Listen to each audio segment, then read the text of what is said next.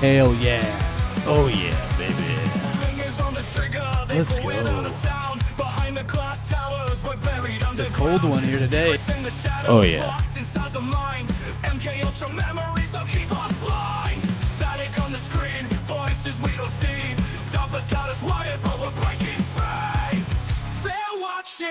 They're waiting with eyes in the sky, manipulating.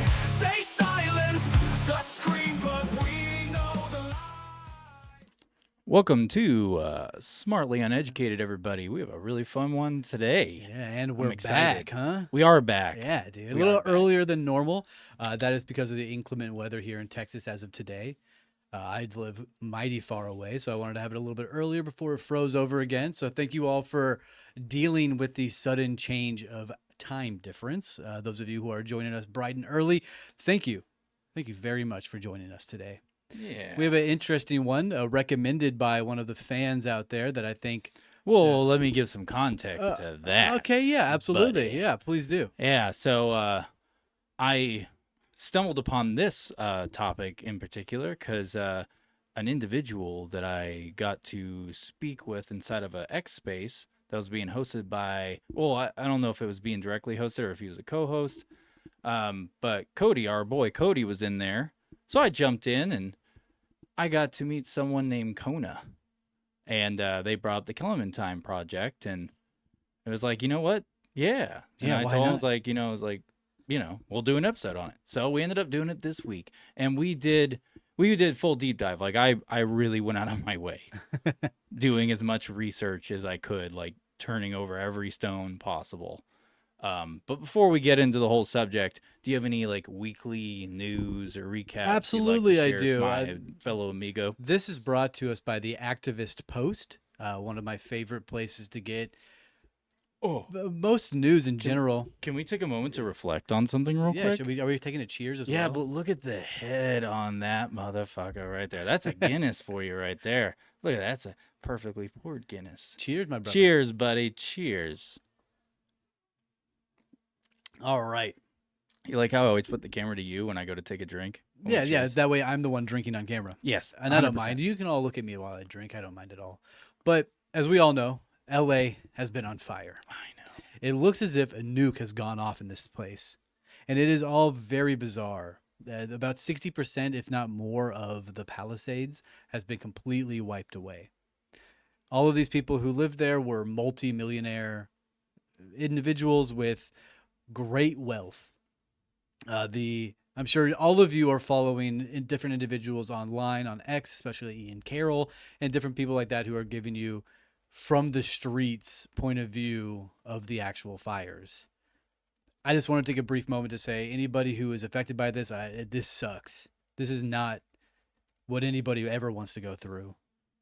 You can simply just blame Gavin Newsom and the horrible regime over there that is running California. And with that in mind, if we do end up getting Canada, Hell yeah, dude. that would just be another fucking California. Are we sure we want to go out of our ways to get another California added to our roster of countries and states we need to take care of? You're definitely dropping facts right now. With all of the bizarre laws they are putting in place and bizarre ways they live,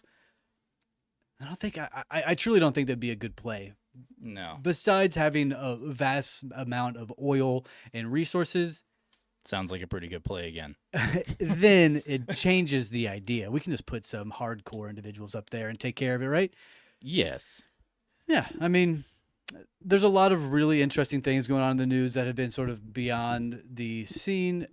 People are talking about the bioimperialism that is about fighting food for actual solutions. The U.S. government is doing that, by the way. They are trying to make your food less organic so that they can feed more people. Those of you who have large families probably rely on that quite wholeheartedly when there are many different subsidies that we can go around to just, I don't know, give our farmers more land and more cuts so they can make more food. Mm-hmm. Yeah, there's a few ways we can do this. There's a few ways. People are. God, you're so boring right now. How am I I'm boring just right kidding. now? What are It's a you joke. talking? It's a joke. It's What a are you? You're trying to get me riled up, dude. No. Dude, I am. I really am.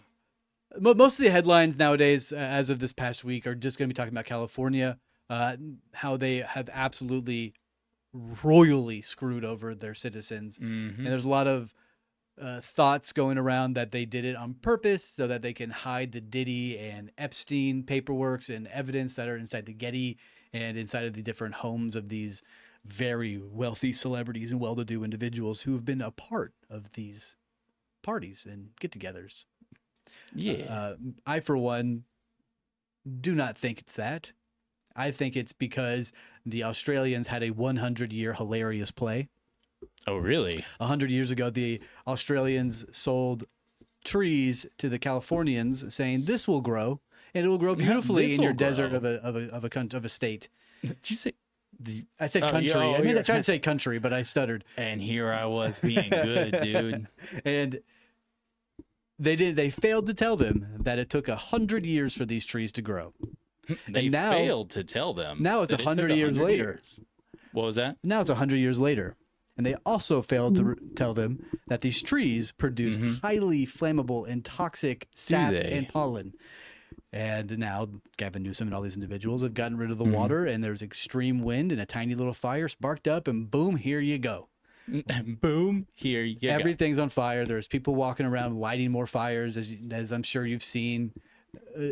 Everyday regular people just stopping homeless or crazy people from lighting fires in LA. But that's truly about all I want to touch on right now. The news is talking about the AI revolution and how it's going to absolutely destroy the crypto world and how the food is absolutely ruining us. I don't know. There's a lot of everyday regular headlines that are out right now, but those are the main ones that I wanted to touch on. The fact that Canada would be adding a second California and getting Greenland would be fucking pretty cool, if you ask me. It'd be pretty cool. Not to mention, there's only one nuclear stop for Americans on the way to Russia, which is in Scotland, and Scotland does not like America. So Nope. if we were to go to naval combat with other individuals in the ocean, we have one refueling and stopping point, which is Scotland. We would need several more in Greenland specifically. So it would be very cool if we got it. It'd be very tactically sound. Tactically Sound. Absolutely. Today, we also have a very cool thing that we're going to try out for you all tonight. A telephone number that you can call in near the end of the show so you all can give your opinions. Actually, it'll be more than just the end. I want to do it to where when we cover through sections, before we go to the next, we're going to let you guys give us a chance to call us. Oh, interesting. Okay. So that way, in live time, they can ask any questions they want to know. I thought we were going to do the whole episode near the end. They can call and give us their thoughts or anything else they want to add. They can do that too, but we can put up a small window so that way when we go through all the all the main layers of this, if people have questions or they want to throw something out there that's relevant to it that we didn't say that's actually important to know, by all means, floor will be yours. Hell yeah. My fellow amigos. So I know a lot of you are still early to the show tonight. Make sure that you are telling all your friends and your family to come stop on in and listen to the Clementine Mission that we are going to go over tonight. Clementine, like the little tiny fruit, like the little tiny orange that you get in your fridge and you forget about. Clementine. Oh yeah. It's going to be an interesting one. Aliens, space, different concepts like that. I know we have, as of recently, talked a lot about the secret space program. This might tie into it a little bit. But yeah, I mean, that's pretty much all I got for top headlines news. That's all you got? I mean, yeah, that's pretty much all that's going on, besides the economy being absolutely shit and people really worrying about that. Yeah, I know, right? And all the people who are now homeless in California are going to be flooding to your states where you live. I'm looking at you, Texas. I'm looking at you, New Mexico. And every neighboring state. And to every California. neighboring state around But you. no one's running into Mexico. Would you look at that? Or Canada. Would you look at that? So Canada's not at the border of California, though. this is true, but it's not, especially LA. It's really south. Dude, people aren't from Texas. People don't see when we go, oh, hey, I'm going to go to Houston this weekend. That's like to other people, they hear you say oh, hey, they're basically saying if they lived in Kansas and they lived in Wichita or something, that's the equivalent of driving to, like Manhattan or something in their heads. Nope. It's 4 hours, 6 hours, baby. It's Let's like, go. yeah, it's a 4.5 hour drive across borderline 2 states worth of distance. That's about right. Yeah. Yeah. Just want to throw that out there. Yes, Texas is enormous. Yeah, it's a huge state. So It's bigger than Alaska, baby. when you think about, yeah, we are bigger than Alaska, and when we're not, but hey, we wish. We are with our pride. But In our spirit. But no, if you look at, where they come in from over in, like California, if they're going to be going up to Canada, they got to go through Washington and Say it. Say it. Oregon. Oregon. That was it. Oregon and Washington. I knew it started with an O. I was like, or something. Washington or this other state. Orangutan. Orangutan. But no, it was just, they have to go through 2 states, dude. To them, that's like traveling around the entire world. They're just like, oh, it's so much work and effort. So I You know what I am mean? excited to see where all the California refugees end up going, especially the wealthy ones that they're going to relocate to New York or Florida or what have you. So Yeah. and keep an eye on that for the great migration of the Californians. If you live in the southern states where the property tax is relatively low, you're about to be surprised by the influx of people yet again. We are going to be surprised by the influx of people Yet again. yet again. All right. So with all this, what's all this fun little jibber jabbering we've been doing? So what do we want to just jump into this topic? Because I have the way me and you were kind of briefly talking about. So I wanted to say what this was really about. Like go through what the official statement is from the Clementine Mission, what the official narrative was and what they claim or what their statements were, what they released, and then go into basically 3 main conspiracies. Well, actually, no, sorry, it would be 2 more. Sorry, it would be 5 total. 5 conspiracies around this. This is why there's so much controversy about the Clementine Mission, because of who all was involved. Yeah. And then the process, the actual like mission itself, and it's really the aftermath of the mission is what created this whole thing. And the thing is, it's credible. So I am very curious about the actual official things that they did find on the Clementine Mission, like what is in the photos and footage and like all this stuff that they did not release to the public at all. They have it. They just will not release it. So, and it's not because it's like, oh, this is bad photos or like it's corrupted. Nope. Totally fine. It's bad photo. It's a bad photo. Oh, don't you tell me it's a bad A photo. photo bro. that nobody wants to be seen. A bad photo. Mhm. Bad to the bone. Not bad as in quality, but one that might shake your existence and the thoughts that you have about reality. Yeah. So, do you want me to kick this off? I want to get into this. And Kona, I hope you're tuned in already because we're going to dig in here, but shout out to him. Also, if you guys don't follow Kona, go follow him now. Give him support. Give him love.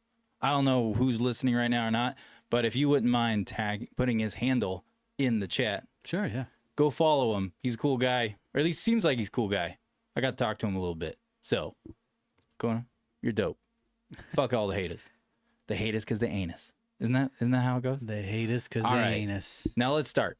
So, the Clementine Mission. So the Clementine Mission, it launched. This all took place in 1994. So January 25th, 1994, there was a joint mission between NASA and the Strategic Defense Initiative Organization, also known as SDIO, which is a branch of the U.S. Department of Defense. So now, question: who was SDIO? So SDIO was established under President Reagan's Star Wars missile defense program, and that was focused on developing advanced space-aged technology, or sorry, space-based. I said age. Oh my gosh, space-based technology to defend against nuclear missile attacks. And by the 1990s, its priorities completely shifted towards broader space defense initiatives. And then, also including technology that could be applied to surveillance, reconnaissance, and many other different like resource On you know, paper, assist. the mission was a resounding success. Oh yeah, on paper. The first spacecraft to map the entire lunar surface in multiple wavelengths, identifying mineral compositions and even discovering evidence of water ice at the poles, right? Yeah, and that's when they first discovered the ice at the poles and like all that stuff. But then beneath the surface of the story lies a far more complex, unsettling narrative. Unsettling. And that is what brings us into the deeper questions of the show. But first, we're going to dig into the actual real story, as Ben mentioned a moment ago. But today we unravel the tangled web of the Clementine Mission. I'm reading this awesome opening statement that Ben read. I forgot about my opening statement. It's like we're at a congressional hearing. Oh, nice. What if the Clementine Mission wasn't solely about scientific discovery? Why did a military agency sponsor a mission to the moon? Why were a large portion of the data missing, altered, or even withheld? What about the whispers and talk of alien structures, secret reconnaissance, and the sudden, suspicious malfunctioning that cut the mission short to begin with? Today, we'll unravel the tangled web of the Clementine Mission, separating fact from fiction and uncovering how an official story and the conspiracies surrounding it are deeply interconnected. By the end, you may find that the truth is far stranger than what we've been led to believe. Yeah, dude. Dude, that reads well. I'm doing very well at my little cold open monologue. That's really good. You should be writing for SNL or something. Thanks, man. Maybe throw a little funniness in there next time, though, huh? No. A little Gotta humor. be so serious that everyone dies. Everybody's gonna die from the seriousness. Everyone's gonna die. But the mission is really interesting. I know there's a few individuals out there that I read and watched some videos on that were deep diving the actual logo of the mission itself and how it changed from the initial 88 logo to the 1994 final mission.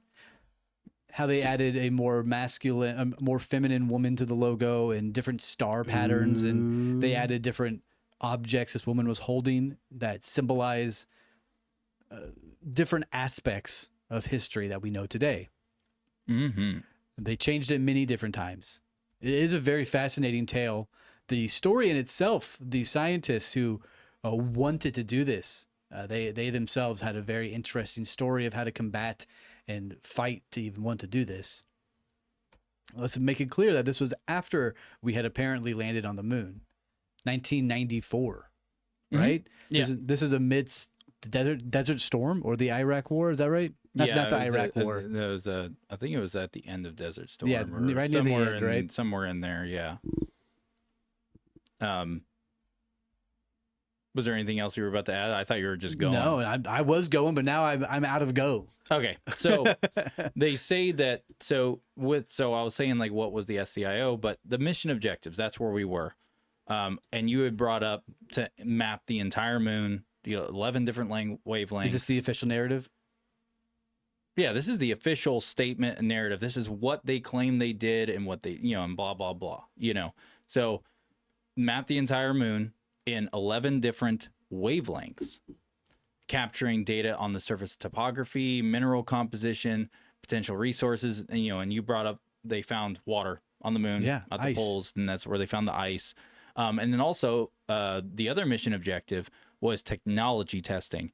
Clementine was a demonstration mission for advanced lightweight spacecraft technologies, which could be used in future civilian space missions or adapted for some form of like military reconnaissance or purpose. Now, what made Clementine unique and doing the mission unique in itself, and it was labeled as being ahead of its time and supposedly like pioneering innovations that would influence like space and exploration for many years to come. So one of the unique things about it was the advanced imaging system that they claimed they were using. Clementine carried like a full like spectrum or suite, however you want to label it, of cameras, including like ultraviolet, infrared, and then ultra high resolution imaging sensors. Yeah. Which were capable of detecting surface details invisible to the naked eye. So just remember that. Like this thing is equipped with stuff to make it to where you're able to see things that the human eye can't see in any means, even if you're right in front of it. This stuff will pick it up. And it's not as if they were taking photos with a awful camera. This is a state of the art, very, very nice camera. very high resolution photos, which they then, after the fact, were like, actually, this photos kind of suck, right, guys? They're bad quality. You can't they're see bad anything quality. on They these. got No, that isn't how it actually works. You send up phenomenal equipment, you're going to get phenomenal results, unless you are phenomenally stupid. Yep. Right? Yeah. That's how it goes, right? You have good quality, you have good science, and then it fails. It totally fails. What, they get hit by an asteroid? I wonder. We might get to talking about an asteroid type thing here in the near future. Segue. That's a great segue, bro. dude. So, I'm a professional. To dig in a little bit more about the advanced imaging system. So, Kona in the comments just said they also used LiDAR as well. nice. Yeah, so that's a thing to note as well. People, listeners out there, they didn't just use regular high resolution cameras. Yeah, they used a lot of state of the art equipment, LiDAR and different other wavelengths as well. Yeah, and these systems were also designed to test dual use applications, like basically meaning that they could serve both scientific, public science space, and then also military use in the private sector. They're saying that they are so scalable, you can use it across all these different areas. So one key example was the ability to detect mineral compositions, particularly valuable materials like titanium or helium-3. So it had the ability to detect that stuff from a distance with a sensor. Pretty cool. I mean, it's really it's really state of the art for what we know that we use today, right? Mm-hmm. We use that from the ground. It's the year of our Lord 2025. Mm-hmm. They were talking about in 1994. They were using the best of the best, which we all know that they already had all this technology. They've been using it, right? But now they're out there saying, "Oh yeah, we can sense what chemical compositions are out there in the atmosphere and on the moon using these special radars and special lasers. Look at us! Look how fancy we are." Yeah, look how fancy we are, So dude. take this narrative as they're using as, "Look how good we are. This is what we can do. Powerful, strong." Yeah, dude, But we they are really powerful. fucking biffed it. We are powerful, dude. We're powerful and strong, dude. I know I am. I speak for myself in that regard. Yeah, dude, my wife. I drove here in She the tells ice. me I'm No, such a big, dude. strong man every morning. I get up, I grunt a little bit, my knees crack when I get out of bed. The moment I put Slink into my SpongeBob slipper, she's like, "God, such a man. Like, thanks, baby. So manly." Can you make me brekkie? And then when I walk away, I've got little squeaker. It's got the little squeaker inside the shoes, like, You take out your retainer. thanks, thanks, babe. I'm gonna go make us some Pop Tarts. Naruto's about to be on. Let's go. Does nobody care about Sid the Sloth? That's a really good Sid the Sloth impression. Oh, look, the last pine cone. Oh no, we're getting sidetracked. So, anyways, sorry. Now the camera's back on you. Oh, I wonder why. Yeah, But- anyway, yeah. So keep going. So they had the state of the art miniature spacecraft design, right? Yeah. So the mission marked a shift toward cost efficiency and lightweight spacecrafts that can be launched more easily than previously designed. Its success paved the way for modern probes and orbiters. So in 1994, they had the cool lightweight tech. That's what they're saying. Hell yeah. All right, that's badass to me. That makes me a happy guy. That's badass to me. Dude. Now we have pretty Elon sweet. shooting the heaviest shit into space. They're like, we got lightweight. He's like, fuck you. Let's do heavy. Yeah, dude. That's lightweight. They were trying to make this a dual purpose mission. Mm-hmm. Yes. And, well, I'm sorry. I was about to burp. Oh, just you then. should have let it loose, big dog. I was trying to be polite. Oh, did it again. So, yeah, it was a dual purpose mission. So, when I was doing my research on this, if Kona, if you're listening right now, if you already knew this, awesome. But apparently it's somewhat uncommon knowledge that the Clementine wasn't just about the moon. It was also a mission where after they got done with the moon, they were supposed to go and travel to asteroid 1620 Geographos or Geographos. Or Geographus. Geographus, Yeah, how is I that how you say it? To gather data, which would have been, one of the first asteroid studies of its kind, because the point of it was to land on it. Yeah, that was the idea. It was going to go around the moon, take a whole bunch of photos, Yep. and then land on 1620 Geographos, and potentially come back. Was the idea for it to come back? I couldn't find any info on that. The idea was it was supposed to come back, but then all of a sudden they just decided to intentionally crash it. Into the asteroid Yeah, they intentionally crashed it, or into the moon? which makes no sense. I have it down in here. I believe it was they I know. crashed it into the. I'm trying to add deal. suspense here, Ben. Oh, dude. we call sorry, I call fell those for that one. segues, dude. I fell for that one, but the camera's now on you. I'm just kidding. So the achievements that were claimed by the mission that they claimed, this is the statement they put out, and this is before all the controversy, and don't get me wrong, that's the majority of this episode. We're already almost done with the official narrative. We're almost done with it. The rest of it's all about digging through. Obviously, they're covering something up. It's very apparent that something's getting covered up. Like it's, I don't know what it is 100%, anyone's guess, because it's all speculation at this point, sorry. But yeah, dude, they're obviously covering something up. They're trying their best to.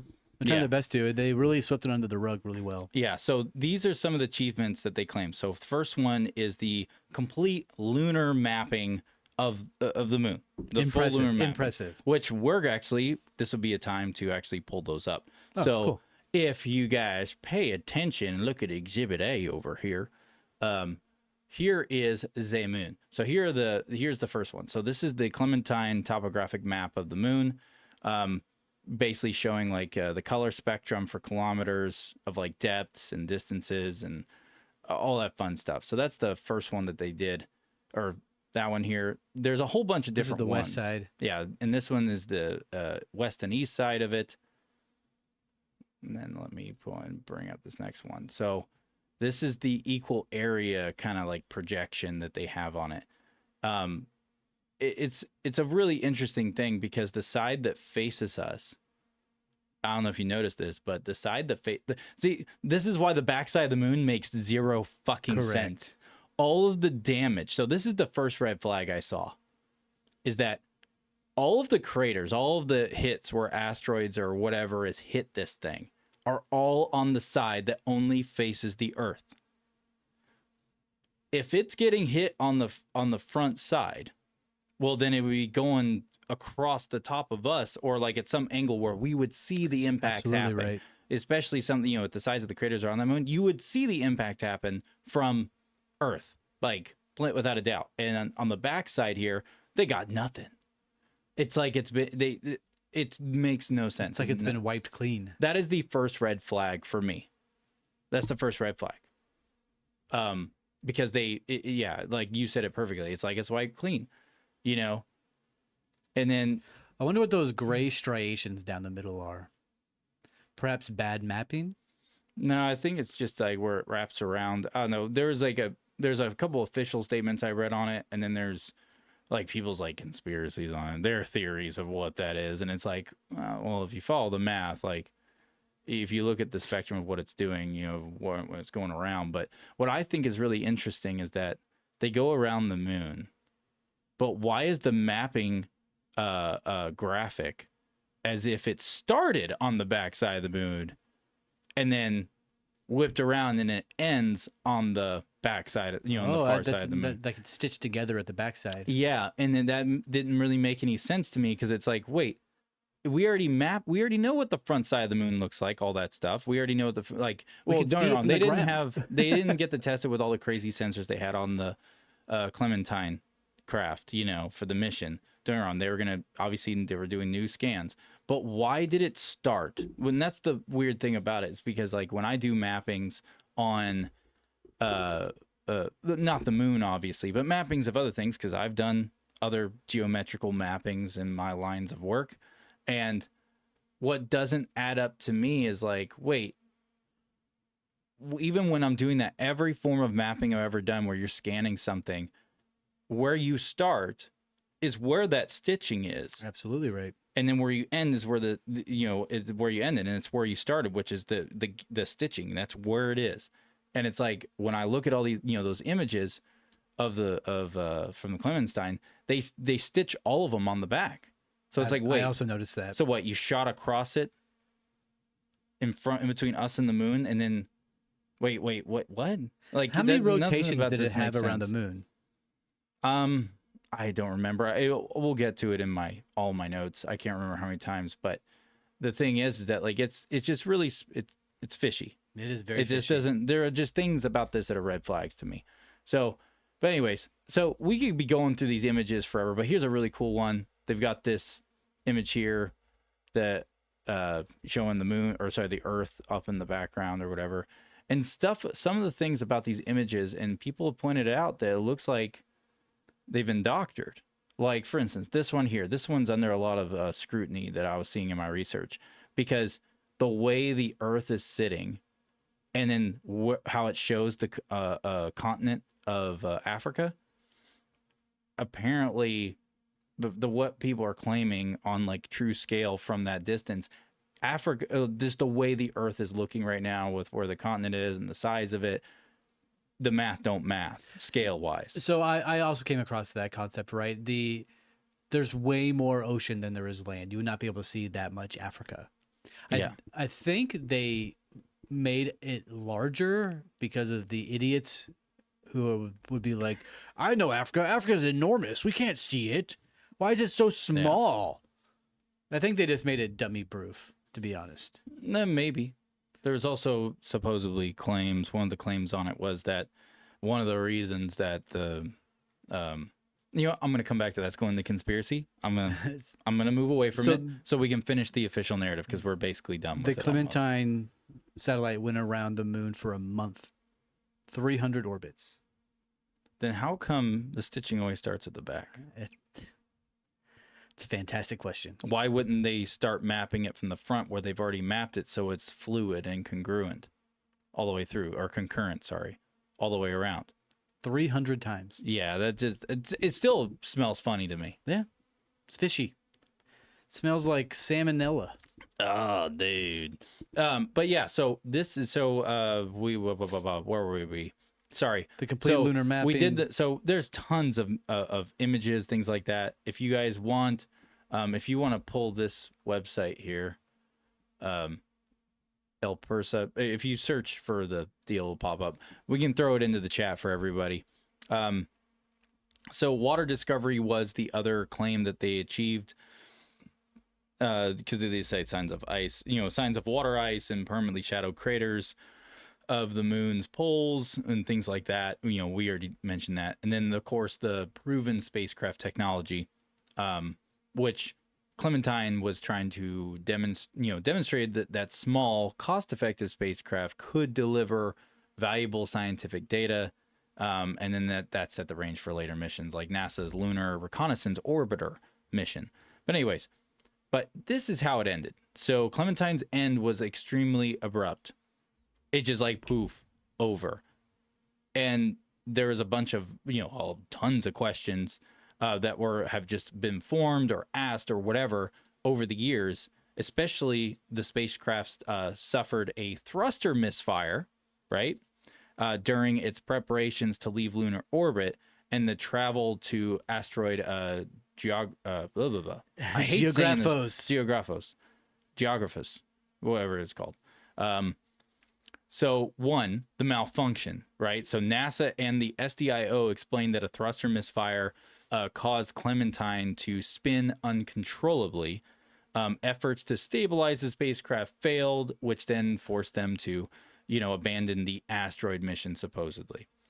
The failure came in just as Clementine was about to embark on the extended mission, leading some to speculate that it was more than a simple malfunction. Because there was no issues, none. Then all of a sudden, a story started unwinding that there was issues, and they were finding out about it, and it was building up right up to that moment. And then as they're trying to leave the lunar orbit. But yet all the official communications that were happening, Yep. between them and Houston, we have a problem type people, there was nothing being reported there was an issue. from either party, like to each other. Interesting. And all of a sudden there was this transcript they put out, like of this, interaction that took place, of this buildup, like, because there was a small buildup that happened, but yet how come it's not in the official records?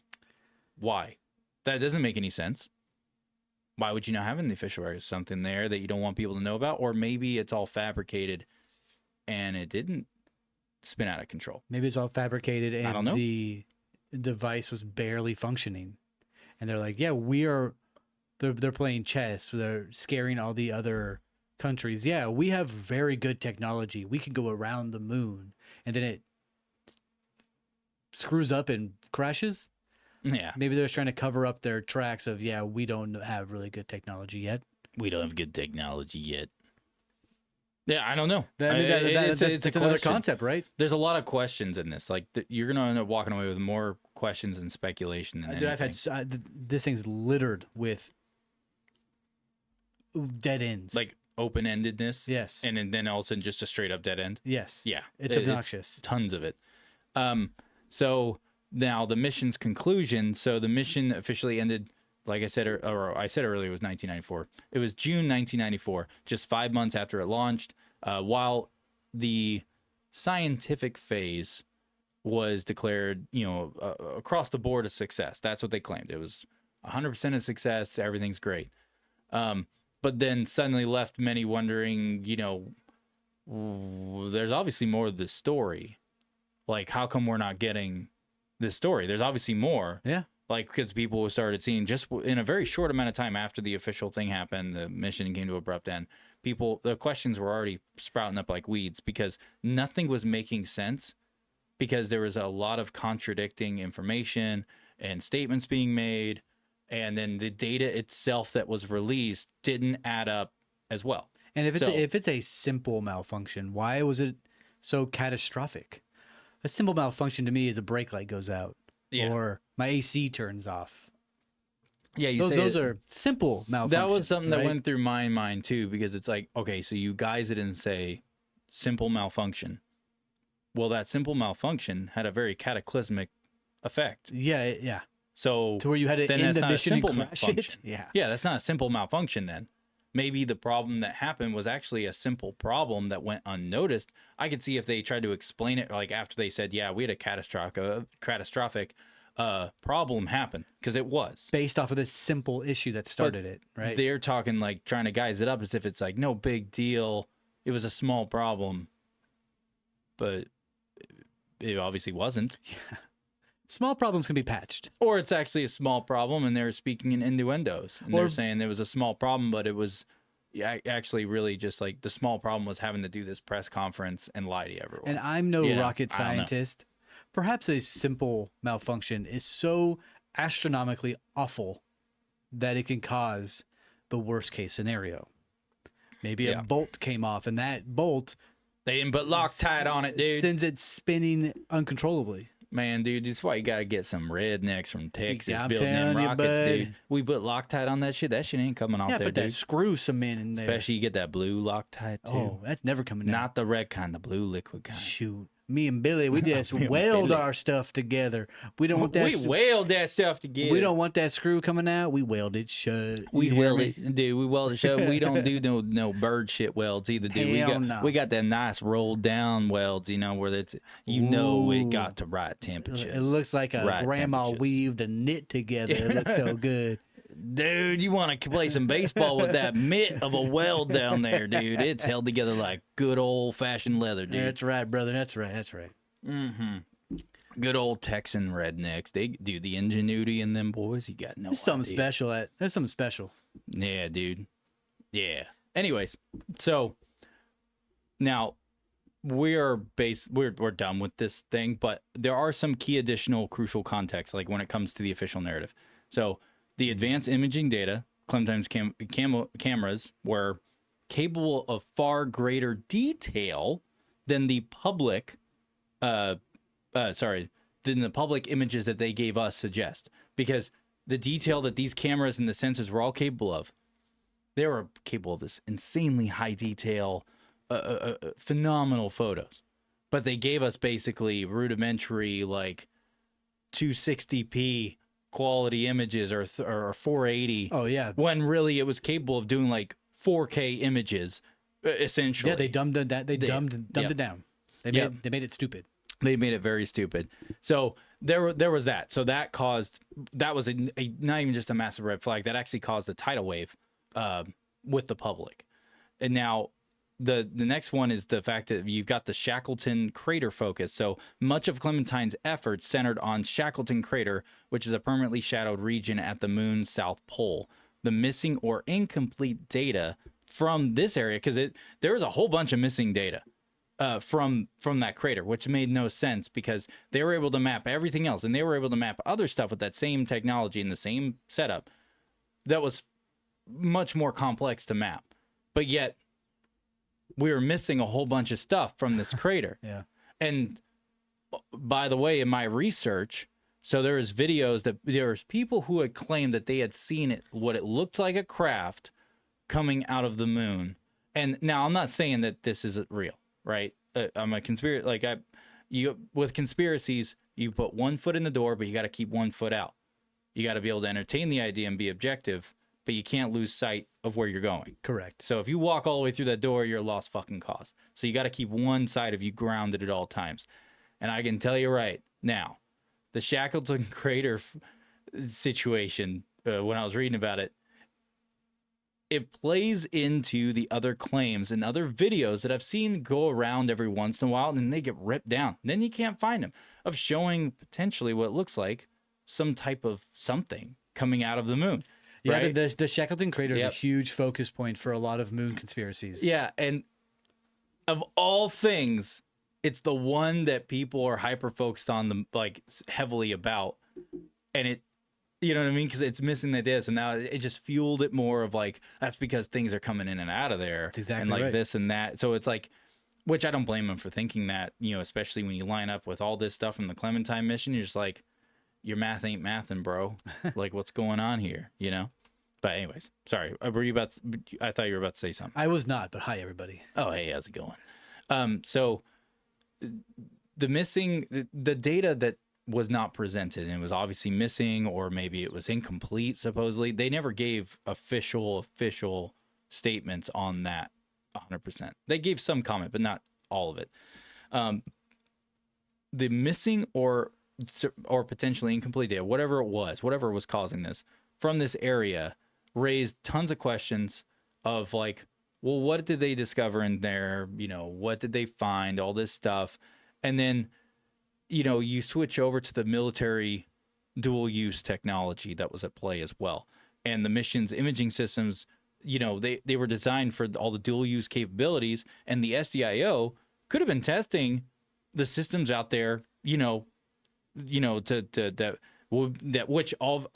the way, those systems got later adapted to the Earth-based, to all the reconnaissance and strategic stuff we do now are all derived from this system. I can almost guarantee you the SDIO was running tests up there for their, I'm sure they were. for their Star Wars missions.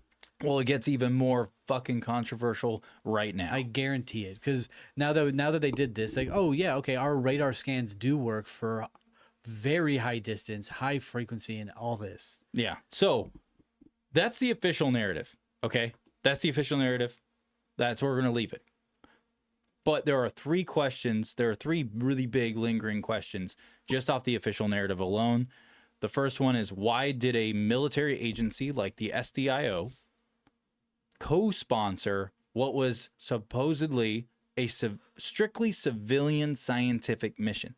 The military never in history just fucking co-chair something with the civilian sector. They don't do that. It's not how it works. And all of a sudden they just poof out of nowhere like, yay, that'd be a cool Hey, I heard thing you go. to Hey, do. I heard you going to the moon. Yeah, I heard you going to the moon. Can we dude. tag along with you and put some shit on there? Can we tag along with you and put some shit on there? Yeah, dude, my wife didn't believe me that I would take her bra and throw it up there on the moon like a flag. Dang, you got a hell of an arm. Yeah, dude. They've been trying to recruit me for years. Call you Uncle Rico. Throw it over that mountain. You know?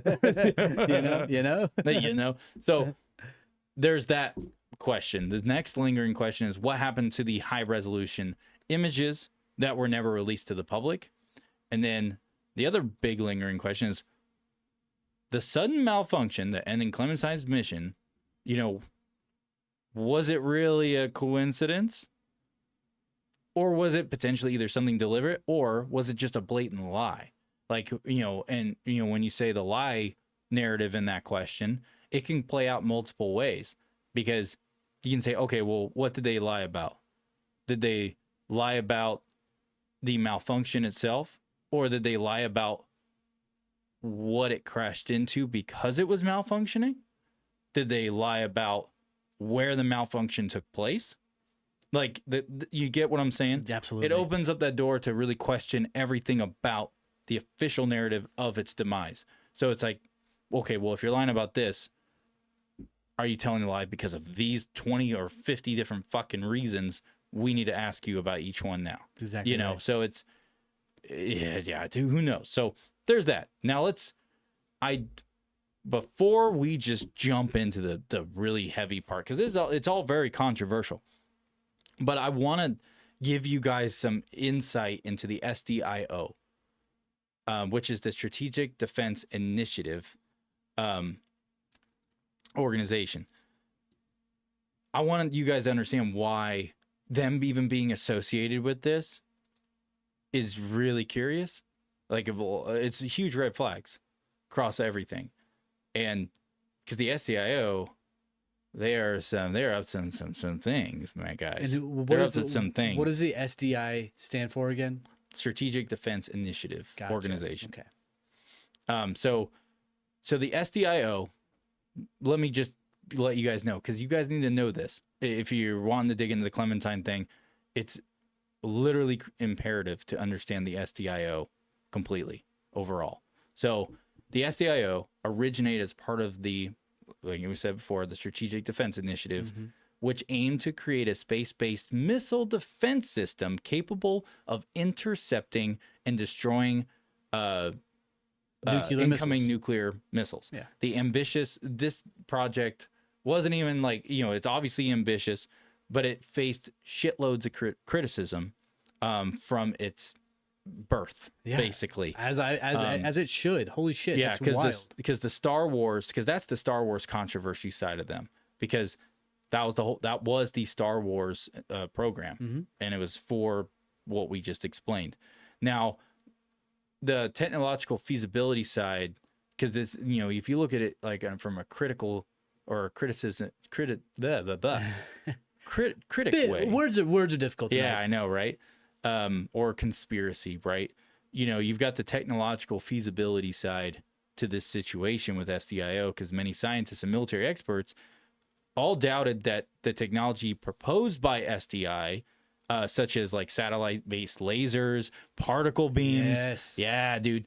Yeah, and they say, oh, we don't have that up there. They were saying that for the past, 30, 40 years? And as we all know, there are whistleblowers nowadays that come yeah. out saying that Raytheon and Lockheed Martin have lasers in space. Yeah, same with like the DOMs down in Antarctica. That's why people think that Maui was caused by satellite technology. That's why people are starting to believe that LA was caused by satellite technology. Yeah. Yeah. And, you know, it's just like, you know, so the the satellite based lasers and particle beams, let that sink in, because they acknowledged that it existed back then by stating this. This is something that was identified. They said it in conversation. Yeah. And that was also at the same time that they said these things don't exist. And people just brushed over it like they didn't even say it. Like it wasn't even a thing. Like, what? Yeah, we're using particle laser beams. Granted, they don't exist, though. Granted, this is back in the 90s. I lived through the 90s. I know how it goes. The communication wasn't as now. Like, we're not as interconnected on a digital web like we were, or like we are now compared to then. Correct. So I could see why, if something like that was said and they were able to grab it before it went public and they like got diminished from like media presence. It's a little bit hider. It's a little bit easier to hide know. that information, right? Yeah, back then it was way easier to hide information compared to now. Nowadays, if you say it, it's immediately on the internet for the rest of your life. Evan's gay. Wait. What? You said it, not me. You pissed your pants in the 3rd grade. People don't forget. I did do that. I did do that. So, I did do that. Yeah. So, so they said that the satellite-based lasers or the particle beams was realistic or achievable by 1980s technology. They didn't think that 1980s technology could put these types of devices up in space and then interwove them all together, stuff like that. Which then this led all this suspicious kind of eyeballs into this program, and was more about propaganda or military posturing than actual defense capabilities. So That's they didn't what I know was- if it that- was like a false show of force. That's what I think. That's what I think it was from the start. When reading all the data and all This has to do with this is the Star Wars Correct. Missile defense system. correct reading all the science behind it and how it malfunctioned, and then finding out who was behind it. It really just seemed like it was like a show of force. Look, we can go back into space around the moon for a month. You can't. Look at And, us. dude. We got particle beams up there too. Yeah, we have satellites up there that have satellite-based lasers. missiles, dude. Dude, they got sharks with freaking laser beams attached to their freaking heads. Is that what's in of space? it. Is that what a satellite is? A space shark? Yeah. Oh shit, I don't like that. That's Dude, it's that one satellite fin just blowing through the space dust, dude. They're It all can sense blood in the atmosphere. it can sense photosynthesis in the atmosphere. Photosynthesis. I don't know. It's all over the place. That shark's a vegetarian. What? Wait, that doesn't make any sense. Anyways, so yeah, so now so there was a huge mismanagement of the financials with SDIO in general. They have like really bad management of their finances. Basically SDI was seen as a black hole for any form of defense spending, like across the board, like any form of defense spending. It was seen as a bottomless pit, and money would just get poured in, and then they would get nothing in return, or it would just disappear. It's like, hey, what'd you use this money for? Sorry, sir, can't tell you about that. That's typical NASA shit. No, that's SDIO. I understand That's military. that, but I understand that, I but- know they're probably cohorting together and shit. Who knows? But if you're working side by side with NASA, you're gonna be like, "Hey, can we have $5 billion?" Like, sure, whatever, yeah. Mm-hmm. Thank you. They alleged, because people did some research back then on SDIO, and when they were digging into SDIO, they found out that SDIO's financial paper trail, right? It wasn't even it was blatantly something was really odd about it. And that's when they realized, and this is where the claims started to come out, because these financial, like actual financial like analysts and things of that nature, like we're talking about people who know numbers and knows how this shit works. When they're looking through that, and then it's also their job, like they were working there as like counter espionage, terrorism, like all that stuff. And then, one of the guys he was retired. That's what he worked for the government doing it. So he knew how government structure shit worked. And when he dug into it, he basically was like, in my professional opinion, that money's getting funneled somewhere else, like across the board. That's what he personally thought, that it was getting funneled. And then, of course, the only thing about that for funneling this money into other places, people will raise the next question. Well, where's the money going then? Well, secret black budget programs, whatever you want to guise it as. They basically, the narrative with Star Wars was that the money was actually being funneled to something else, and they weren't even putting a satellite up that had that capability or doing anything that Star Wars was supposed to do. It was basically a guise for funneling the money, basically money laundering it into other Black Book project, programs that were off the books that people weren't supposed to know about, because the money on these paper trails would dead end and go cold in these shell companies and some of the shell companies at one point in time in the last, in the decade from that time, that moment, was associated with some form of government project that was absolutely top secret. So it's like, okay, it's not hard to put, if it walks like a duck, quacks like a duck, it's a fucking duck. It's a witch. It's a dog, dude. So, and of course, the other criticism is the program itself for Star Wars with SDIO is that they believe that SDIO basically escalated the Cold War arms race Yeah, absolutely right. by promoting other nations, particularly, Soviet Union and stuff like that, and the whole point, within that narrative would be to like develop countermeasures or some type of competitive like technology to the next. So, yeah. Anyways, so they did have allegations against SDIO as well, which I'm going to just breeze through these so we can just talk about the real juice. Because the conspiracy side of these 5 conspiracies, which they're all important. Let's just say that. One, there's a lot of conspiracies around SDIO's involvement with space-based technologies like space-based weapons. They, saying that, developing weapon systems for use in space, such as directed energy weapons or kinetic kill vehicles. Yeah, enjoy yourselves. Go look up kinetic kill vehicles. You're welcome. It's a dart, right? It's the giant space darts. Ruin all the fun, yeah, bro. sorry, Come guys. on, man. We gotta keep them on their toes. Let them go look something up. Feel like they're part of the team. You're not part of the team, but you are. What? What, dude? You're not a part of it, but you are? Yeah, Wait. dude. Wait, dude. Am I a ghost? Bench warmer, dude. You win by proxy. Well, I mean, if the SDI are going to be a part of anything, they're not going to want to be the forefront. It's like the DOD being a part of something. Yep. They're not going to be like, yeah, we did this. No, they did it, but we funded that. Yep. So other than the space-based weapons, yeah, the anti-satellite technologies, where the SDI was believed to be working on systems capable of disabling or destroying enemy satellites, giving the U.S. Pretty much that like space, like ultimate Supremacy. aerial advantage, right?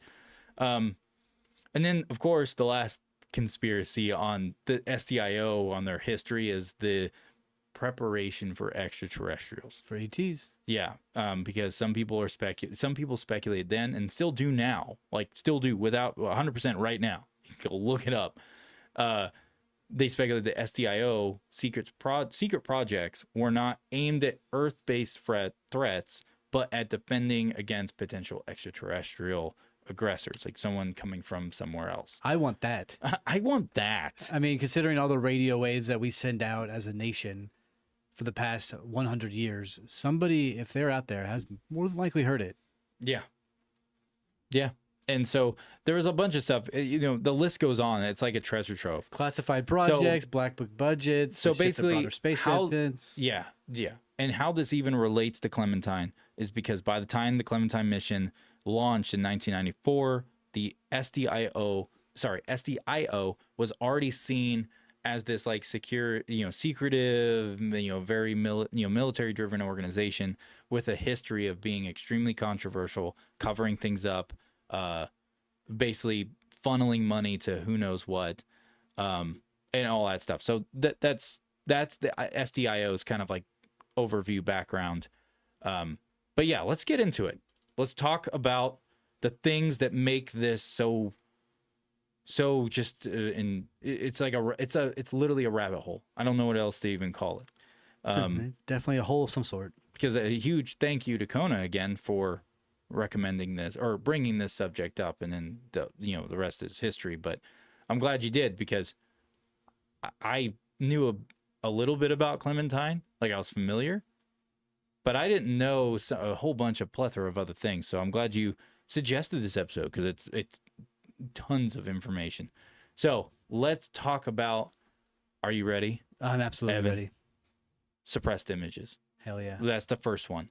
So one of the most compelling conspiracies that are surrounding the Clementine mission is the claim that, the whole capture of high resolution images of artificial structures on the moon. Yes, we're doing the conspiracy theories now. However, I'm inclined to potentially believe this one. But that's only because I know of other whistleblowers that came out in the 80s that sewer slided themselves. And then some of them just magically died. Yep. On their way in traffic to go to court. Yeah. To, whistleblow.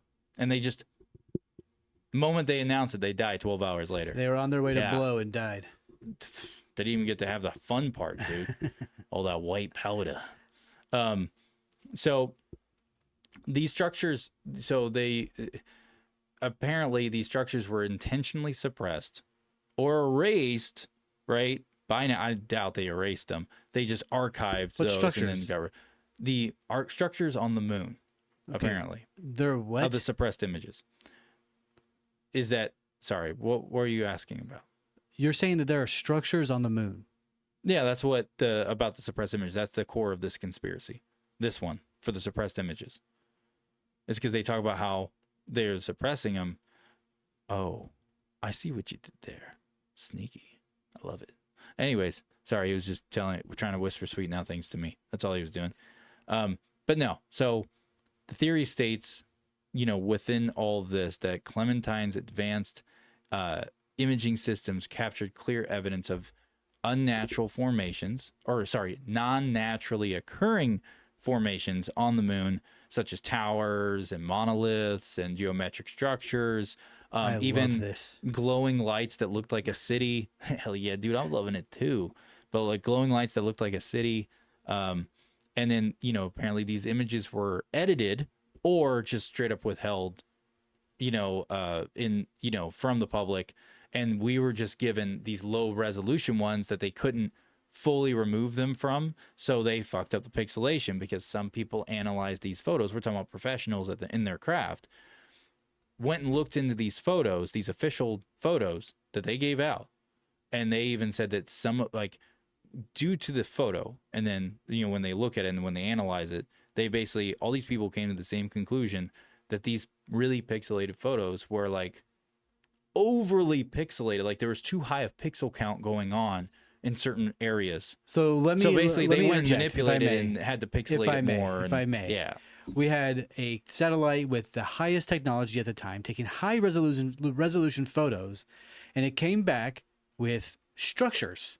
There were monolithic structures, there were towers, all sorts of different types that were not naturally formed, and you can probably tell from the photos that they were not.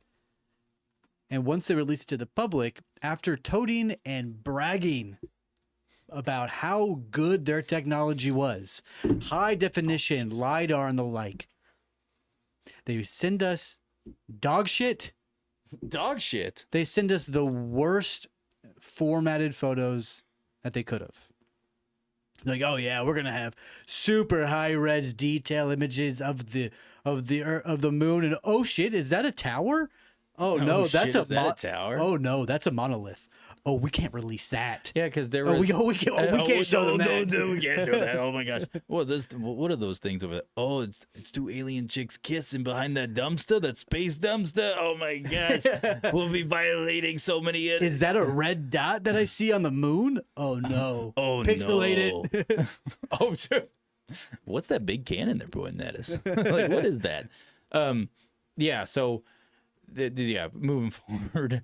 So. This is why there's evidence that supports this theory. So the low resolution images that were released to us, you have to remember that is the biggest red flag out of all of it. It's not even just a red flag. It's just a big old it's a billboard in your face. I don't know what else to push it across. So when I found this part go of the concept, I remember us doing the whistleblower episode about 7 months ago now, I think. Mm-hmm. And we talked about a guy named, I think it was Gary Wolf, I want to say. And he was a part of this mission. He was one of the guys who got to see... Little Gare Bear. He was one of the guys who got to see the photos in full, true definition. And he took them, and he was like, I'm going to Congress. And they killed him for it. Yeah, he literally died. But some of those photos leaked. And they were out there, and you were able to see what he was talking about when he was trying to show the world. And now when you look them up, what was he trying to whistleblow? They're pixelated. They're smoothed out as if someone took a Photoshop smoothing brush over the photos and just got rid of the detail. Yep. Here we go again with suppressed images, suppressed concepts, classified documents. The government's trying to say nothing happened here. Don't worry, citizen. Go to work. Go pay your taxes. It's okay, citizen. It's okay. There's nothing on the moon. Nazis didn't make it there. Citizen, you're under arrest. Oh, sorry. I thought you were about to go like Judge Dredd. some type of like RoboCop or Judge Dredd type vibes. I love RoboCop. Let's make that very clear. Dude, RoboCop's awesome. Yes, it is. So when, and to your point, because you totally jumped in with that, because that's where I was going with it about the low quality images, the gentleman who was going to whistle blow, all that fun stuff. And if you look at the images, like we showed you one of them earlier, that image was a super low quality image. Why the fuck was it blurry? Yeah. The camera that took that photo, apparently. Sorry, I'm pointing here. You can't see it. You saw it earlier. You know what? I'm going to bring it up so you guys can see it. Let me pull that up because I want you guys to see it one more time. This photo right here. The camera that took this photo was capable of doing literally a 20 times more detailed and phenomenal job. And if I know you guys are looking over what we're sharing over our screen, but basically where the detail maybe not showing itself as well for the listening audience. Yeah, this is a very high resolution photo where you can see pebbles and tiny little holes on the moon that show deep casting shadows over into space leading up to Earth, which looks fake in this photo. Looks extremely fake. It's fake. Not even. It's obviously out of proportion. Yes. Something's modified, but the foreground of the bottom of the footing part of the image, that is extremely low quality. Like it's. You say it's low quality? That looks pretty high resolution for 1994. Dude, this is not, and it's the size of this image. The official size of this image is tiny. Is it really? Yeah. It's not resolution wise. It's super shrunk. It's the original version of it is not. Because it looks pretty good to me. I know it looks like it, but this has been modified. Obviously, there's no way that looks that way naturally. That it just doesn't. That's obviously modified. He's pointing at the moon. Yeah, sorry, the moon up here. They can see my mouse. The people listening can't. They can see my mouse. Look. My mouse is orbiting. The audio listeners can't. Well, they should get a job. Shout out audio listeners. I see y'all out there. Yeah, but no. When you look at with how high quality it is, these cameras supposedly were, that moon, just right up at the very bottom of the image, should be way more detailed than that. Like, I'm not kidding. It should be far more detailed because I already took this image and the original image that was, in a true resolution, and I did it. Its pixel count was well under 1080p. Interesting. And the cameras and the sensors and everything that took this should have produced a way more detailed photo. And like 3/4 of the photo is black. Yeah. It just, especially with the light being behind the camera, apparently. Yeah. So it's not getting any kind of light glare thrown into the lens that it's absorbing, taking in the light from, all that stuff. So it don't add up. But I mean, this is a very light example. There are so many other images all through this thing. And those images, when you see those, you cannot even go, oh yeah, that seems legit when you know all this information, apparently what it was and all this stuff. No, it's they gave us something that was either they dumbed it down to where it was extremely, extremely lower quality and resolution, or they just removed something and it's obvious they did some type of Photoshop to it. It's obvious they modified it. So it's some of the images are totally normal. I want to see the monoliths and the structures. Yeah, I know, right? And the person, back in the 80s, I remember watching this documentary when I was 12 years old, and I watched it again when I was 18. But now, I believe you can still get the documentary, but I don't remember where you have to get it. I think you have to buy it or something. But basically, there's this guy in it. He's dead now, just so you know. He was in this documentary and he was his face was blurred out, right? Well, his identity got revealed shortly after or something. I don't know. I don't remember what the story was on him, but of this part. But basically, he was supposed to be incognito. Somehow his name and identity got revealed. Literally, because this guy in this thing was showing he had smuggled out these condensed I'll be right back. Images of the moon, apparently, the backside of the moon and everything, and just other parts of the moon or whatever. And apparently he got these images, he smuggled them out because he was some operator, so he was the guy who went through the images. He was part of like the imaging processing part of it. And these images he smuggled out were lower quality than the ones, what the form they originally were in. And so whenever he smuggled them out, he basically got like a condensed version, like it's not of the same scale, so it's lower quality, but he got a copy of them. And you got to see him in this documentary or whatever. And those images, when you look at those images and you look at the images in the Clementine Mission, things like that, it's weird because the terrain, supposedly it's the same place, but yet it don't match up. Like it's obviously a different part. And this guy, and then that's where, for me personally, when I researched this, I was like, well, that doesn't match up. So someone's lying, one of the two, either this guy, or maybe that guy's telling the truth and they're falsifying what information's coming out. Who knows? But the thing is that this guy showed it in this documentary, and then once his identity got revealed, like it was something like this is not even an exaggeration. I want to say it was not even 24 hours after his identity went public, they found him dead. They ruled it as a suicide, but yet whenever he killed himself, he had no gunpowder residue on him because apparently he shot himself in the head. But yet, if he shot himself in the head with a pistol, there was no gunpowder residue on any of his clothes. Who's this guy?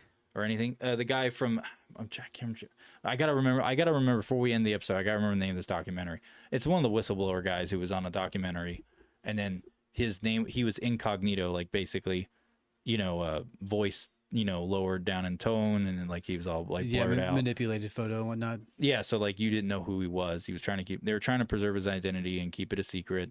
His identity got leaked out after the documentary came out. His identity got leaked out shortly after that or something. And then literally it's, and I had said it just a minute ago, but I was just telling anyone listening right now that literally, I don't even want to say it was more than 24 hours. It was something that short time span. He died. And they ruled it as a suicide, but yet he had no gunpowder residue or scorching on his skull or even if the barrel, I don't know if you guys are familiar with guns, but even the barrel of a gun is 4 inches away from someone's head, there's still going to be heat burn on the skin and the scalp and all that stuff, because the explosion itself that for making it a projectile is going to scorch all of that right there. 4 inches away, you're in the hot zone, and the target zone, but the thing is he woke up sewer slided, so, and everything about his death didn't make any sense either because they claimed it as a suicide, but yet he had no gunpowder residue on his hand or any kind of clothes or anything, or in the he was in a hotel room when it happened, and there wasn't even a gun residue or anything on the fabric where they found his body. Well, but he had a hole in his head. Interesting. So he shot from a distance. He shot from a distance. Dude, he's like Deadshot. He ricocheted off of a pole about like 2 miles out. He set up a Rube Goldberg machine. I know we're all joking about... No, I'm making a light of a dark situation, y'all. He set up a Rube Goldberg machine where he rolled the bowling ball into a mechanism that pulled the trigger from 30 feet away. Yeah. So let's keep going because we have several to go through, and it's already 7:30 now almost. So... Yeah, that's right. Yeah. So let's talk about the whistleblower account. So over the years, various individuals have claimed to have seen unedited images from, Clementine itself, not just of the moon at some other mission or some other point in time. They're talking about strictly from the Clementine mission. They claim this, and they said that Clementine showed ultra high quality, extremely detailed photos of clear evidence of 100% artificial structures on the moon. They go out of their way to emphasize, like, listen, there's no mistaking it. Oh yeah, It's- absolutely. It's literally a building. I don't know what you want me to tell you. Like, you look There's at a a- tree, you say it's a fucking tree. And there's a lot You of know? documents that talk about it as well. If you just look up the structures on the moon based off the Clementine mission, you're going to find thousands of documents that have broken down these photos based off of angles and shadow depths that say that this is taller than what it's saying that it is, and this is not exactly what they're calling it. Yeah.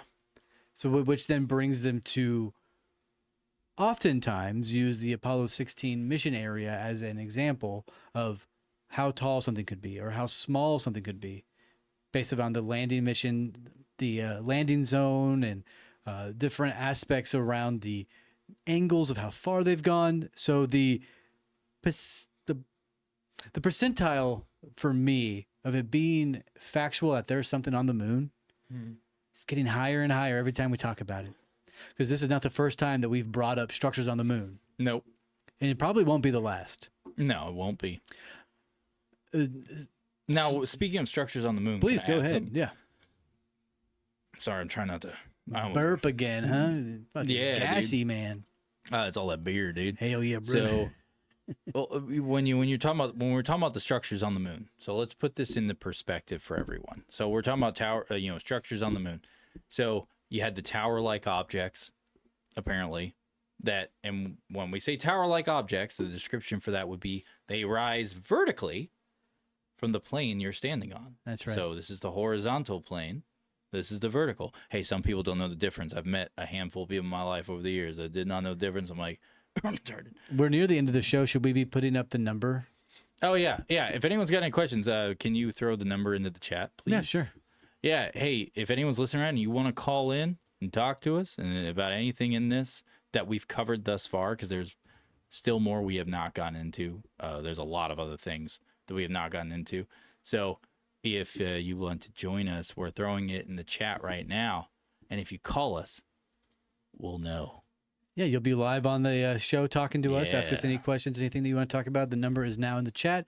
Feel free to call. That is toll free. So just give us Yes. a shot. It's free. You can talk to us live on air. Give us Yes, a call. please. It'd be a lot of fun. That was the mic, I swear. That was not the mic. I'm going to sit here and wait silently. Yeah, wait silently. Just to be really disappointed. How's that? Like, we're just going to wait for a caller. We're good. 5 minutes go by. Nothing. Crickets, dude. Just pure silence for the next 30 minutes. You can hear the slight hum of my fans on my tower. Of the mini fridge. Of a mini fridge, yes. But also my tower. You know? So while we're waiting for if anyone will call, so the geometric patterns. So let's talk about the geometric patterns that were, when it comes to the structures. So when they say like geometric shaped structures on the moon, they're talking about not natural geological formations. So when it comes to the actual like geometric shapes that we're talking about man-made, something that naturally doesn't occur. So imagine perfect angles, perfectly flat sides that go and make a perfect 90, where obviously it was crafted, and it's obviously this intricate structure that goes up. This is what they're talking about, something that's geometrically shaped. It's obviously not natural. It's not coarse. It's not like this weird thing. Smooth. It looks like it's been fractured, like literally made with machine. Yeah. Like cut with machine precision from a distance all the way from the base up. Made And that's with, what they're made talking with about. reason, right? Yeah, dude. I eat with a reason too. I don't want to die. I do most things in my life with reason, including this show. Yeah. Thank you all for joining us, huh? Yeah, that What number an in the chat's interesting doing ride. great. Our numbers are going off, dude. Our phones are going off the hook right now, dude. Like, We'll get to you, 712. what? 712. That's the Oh, area yeah, code, yeah. huh? That That's the dude's area calling. code. That's what we heard. 100%. Anyways, moving on. It's stupid as hell. So now let's keep going into the whole a little bit farther before we move on to the next huge thing about this. So there's also shadow anomalies and light sources. So I forgot to mention one thing. One of the other things with the whistleblower accounts, other than geometric patterns, was the presence of either something metal or artificial type materials. were seen in the images. Yeah. Because they're talking about bright reflective areas. They're talking about like metal texture looking surfaces and light reflection where there's no light hitting it. Like nothing else is reflecting around it. It's in a dark spot and there's something reflecting off of it, and they can see this reflection, and there's like, that's not a normal reflection. And that's what they're talking about. They're like, listen, man, it's not a normal reflection. I know you guys are going to chalk it up to this or that, but it's not. You have to see it. A lot of the photos that I found talking about things that were actually on the moon during the Clementine mission talk about those reflections. They talk about lights that wouldn't make sense to be there on the moon, especially the red one that was on the very south of the moon where they took the Clementine photos. They did a pie mapping, and that was my hot spot, dude. And there was a red spot on the bottom of the moon that people then zoomed in on and found it, and it looked like a body, a red body. Whoa! Absolutely, and that also brings it around They found my uncle. That also brings it around to the thought of them talking about the ETs that they heard on the moon, right? So the Clementine satellite was going around it for a month, and they ended up saying that they heard a transmission on the moon, that they heard some sort of scrambling or warbling on the far side of the moon a few times as they went around it, which brings us full circle around to the concept of it being a small malfunction, which then ruined the satellite. Yeah. It very potentially could have been sabotaged by these quote unquote ET sounds, or the ETs that were on the planet that they're trying to hide from us, right? Yeah. So I want to give another whistleblower account that has to do with the lights. Please, yeah. And everything. So one of the whistleblowers about the lights and the craters, specifically craters. So, and you know, it's basically what he was trying to say in a summarized version is that when he was looking at these things, the crater itself would be submerged in darkness.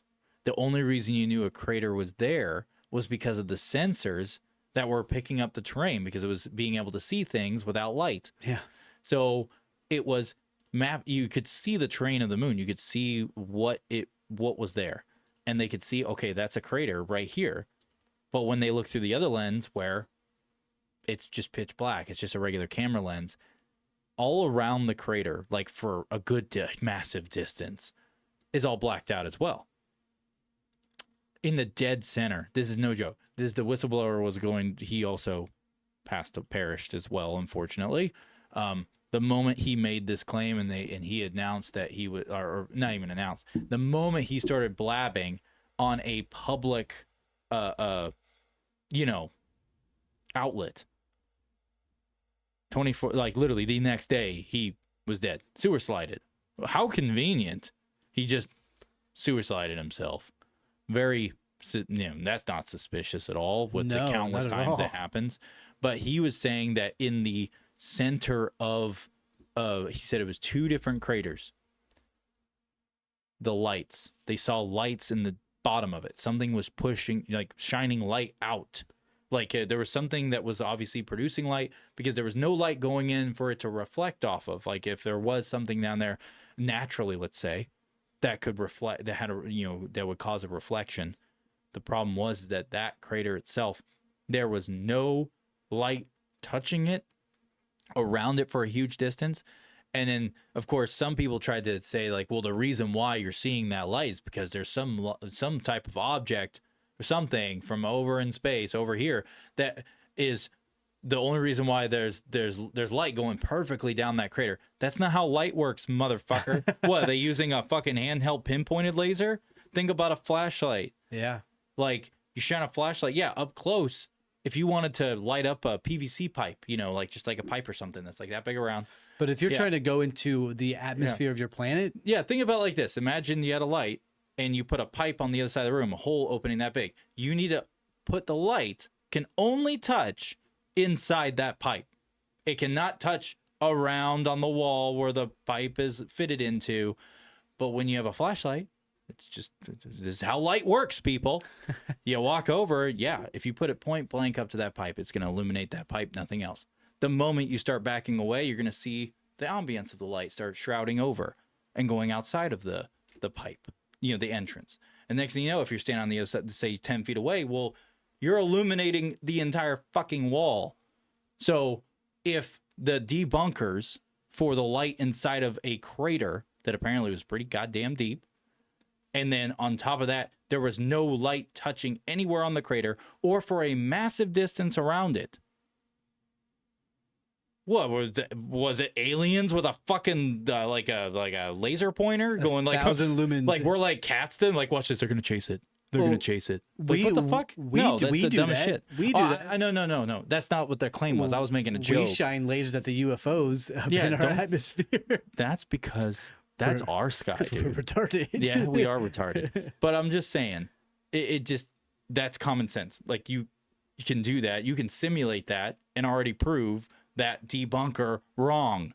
So it's like, what? That nothing about it. The math don't fucking math, bro. It don't add up. Don't add up. So there's that. So let's move on from this. Let's move on to the next one. Oh, sorry. Before I move on, I want to give us say what the official explanation that NASA and SDIO gave. So NASA and SDIO officially claimed that there are no artificial structures on the moon. They attributed it to like, look at all these anomalies happening across all of these photos. So many anomalies. Whoa, dude, we've never seen that before, but we don't need to look into it. It's just Or an show anomaly. anybody. Or show it. Or show anyone. We don't need to show anyone this. Yeah, we can't show anybody. We'll this. just blur it out. It's just going to look weird to you. Someone gets it. It's like a clear as day, like an alien family holding hands, walking to church or something on the moon or something. And they're like, that's an anomaly too? Yeah, it doesn't make any sense. That's an anomaly. That shouldn't be there. like, you're right. It shouldn't be. They're not breathing oxygen. But it is. They're not wearing a helmet. But it is there. You know? You can see it clear as day. Dude, it's right. It's clear as day. So they claim that there isn't. They said that like technical artifacts such as the camera glitches or light refractions, hence the whole term of light refractions again. They like to throw that term into a lot of things throughout the whole Clementine mission. But the math still doesn't math because they'll say like, oh, it's a light thing. But sir, it's on the dark spot and you know where the light is. The light's over here. Why is that glowing still? Light refraction. It's bouncing off their camera. We've said it all. Like, you know, like what? It's, Like, it's bouncing off the satellite, bouncing off the moon. yeah, everything about the official statement is so dumb. It drives me nuts and it sucks because I was hoping there would be more ground for the Clementine mission itself. Like maybe there's only one part of it that's conspiracy-ish, or like maybe there's some true, like heavy truth to a lot of the things that they did over there. It's about 50-50. Yeah. I wouldn't even say it's 50% truth, to be honest, but just, I didn't even make it a quarter way into researching all this stuff. And I was already going like, yeah, you're fucking lying about something. Like, what you lying about this time? What you lying about this time? Like, as Yeah. the whole thing went on. So, but anyways, so why would they suppress this? So we can move on. Well, the first one is that overall people say like, oh, avoid global pandemic or global panic. Yep. Right. That's always the excuse. We don't want to scare anybody. We don't want to ruin anybody. Mhm. Forgive me, but I'm pretty sure that not knowing is way scarier than knowing. Yeah. The fear of the unknown usually makes people panic even more. They're like, oh, what's out there? People are talking about there's something on the moon. Is there actually something on the moon? Oh, this guy is coming to Congress to say about it. Oh, he died?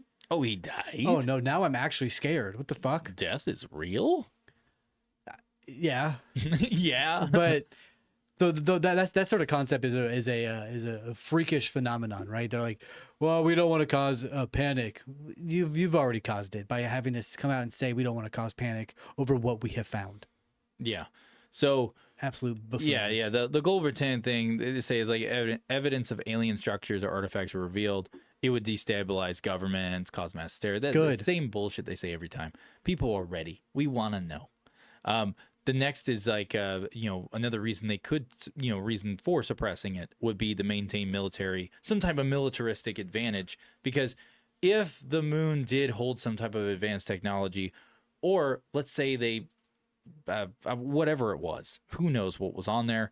But the thing is that like even if it did hold it, or if there's evidence of some form of previous civilization or some other intelligent life, any of that, it would be being able to control this and being able to control the narrative, well, it puts you in the powerhouse. Because one, you are the one who now has access to these unknown things that everyone would be chomping at the bit for. And then on top of that, since you're the one who knows about what's going on and what things are, well, you have the insight. You can literally keep people in the dark from it, especially if there was let's say just a technology aspect. If there was like advanced technology up there, well, fuck them. You wouldn't want anyone else to fucking have it. I wouldn't. I'll tell you right now, if I was out and about doing whatever and I was the guy who just stumbled upon some like ancient fucking lost technology, I wouldn't be telling a fucking soul about it, especially if it was like a badass shotgun or an assault rifle. I'd be like, dude, I got electric pew-pews. I don't got no bullets no more. I feel like I'd be telling my friends, like, Yeah, dude, look at this cool time shit. when you shoot the gun, though, instead of being like, bang, bang, bang, it's going to be like, that's it. Just a little, like a heart attack gun? it's going to be very quiet. No, it's going to be like, I think there's an electrical wire loose somewhere. Really? That's me shadow shooting someone with an alien rifle. Shadow shooting's a cool thing to say.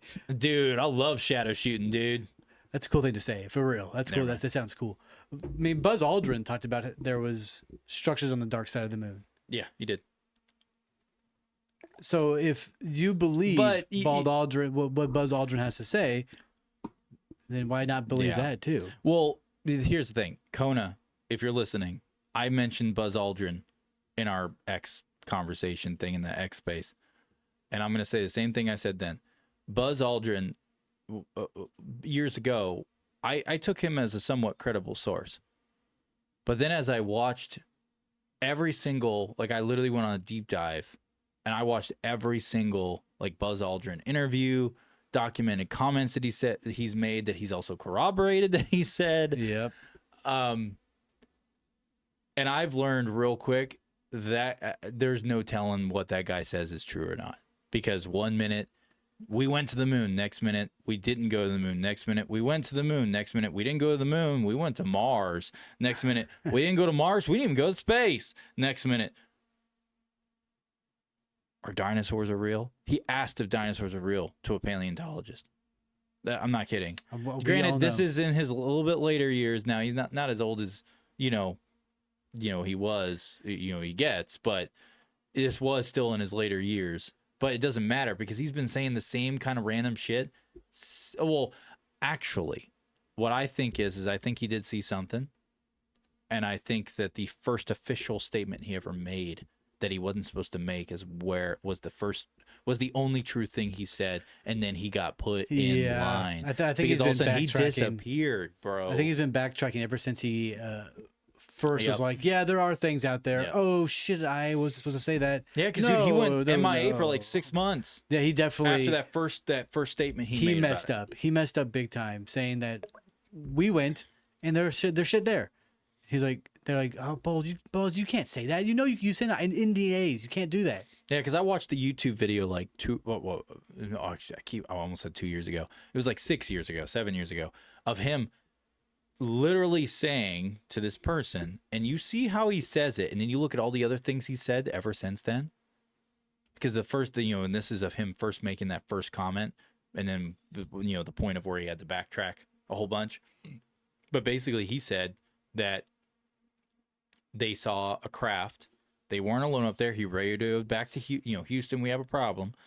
He radioed back to them and told them like, hey, we're not alone up here. Yeah, seeing a craft. There's obviously a craft, and there's something walking. Like there's something on the surface walking, like a humanoid-esque shaped. Not necessarily saying it's human by any means. Just you had to associate to something. It had two legs, 2 arms. Well, humanoid is a term that's been around forever. Opposable thumbs. Yeah. Not hairy, so it wasn't a monkey. So it wasn't me. We know it wasn't the monkeys they set up in the 50s to test and see if it the was space safe. Monkeys. Dude, that's the structures they found. The monkeys just figured out a way to live. That's why everything looks like a banana. Yeah, dude. Like a banana, dude. I think that's not potassium, dude. What? What?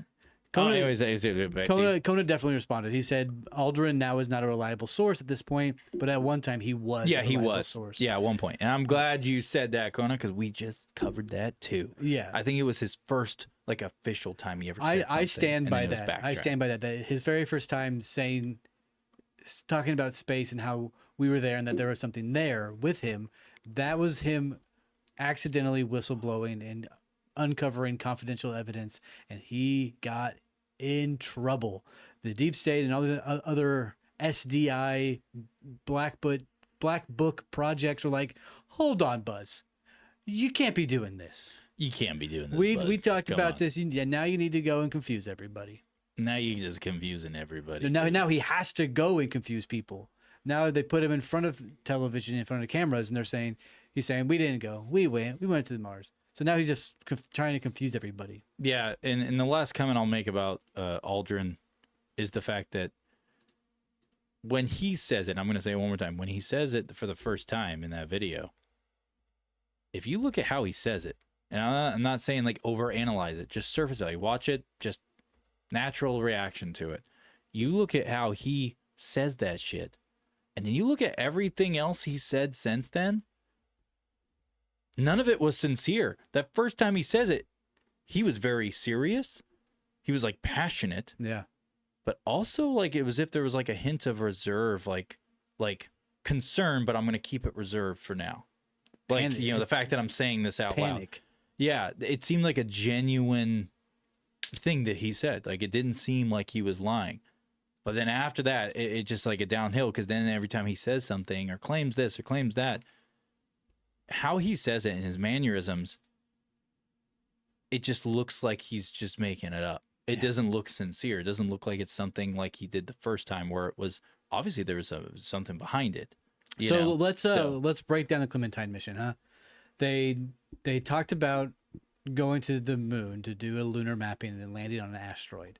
Yep. They go up there, spend a month there, and then crash. We're getting to that. And then they crash part, released I the have a whole thing on. photos, and the Yep. photos were low resolution after they said they have high resolution technology, Whistleblowers came out about it, saying that there also were corroborating. structures and lights on the surface of the moon. Yep. They classified the photos. Lights in places that shouldn't exist. Correct. So potentially the light was being originated from that point. Then they classified the photos, saying that no one's allowed to look at them. Yep. They blurred images and sent them out to the public, Mm-hmm. and sent us very low resolution, obviously manipulated photos. Mm-hmm. Okay, so That's where we are. keep everybody up on date here. There we go. Thank you, man. Yeah. That was a good recap. That was a good recap, not a kneecap. Because if it was kneecap, we're going to bust Ouchies. a cap in that knee, dude. We're going to kneecap you with that salami slabs we got with the Maui fires in the trunk. Anyways, moving on. That was a callback to an old joke from an old episode, but it's cool if you guys didn't follow. I'm not here for you. I'm here for me.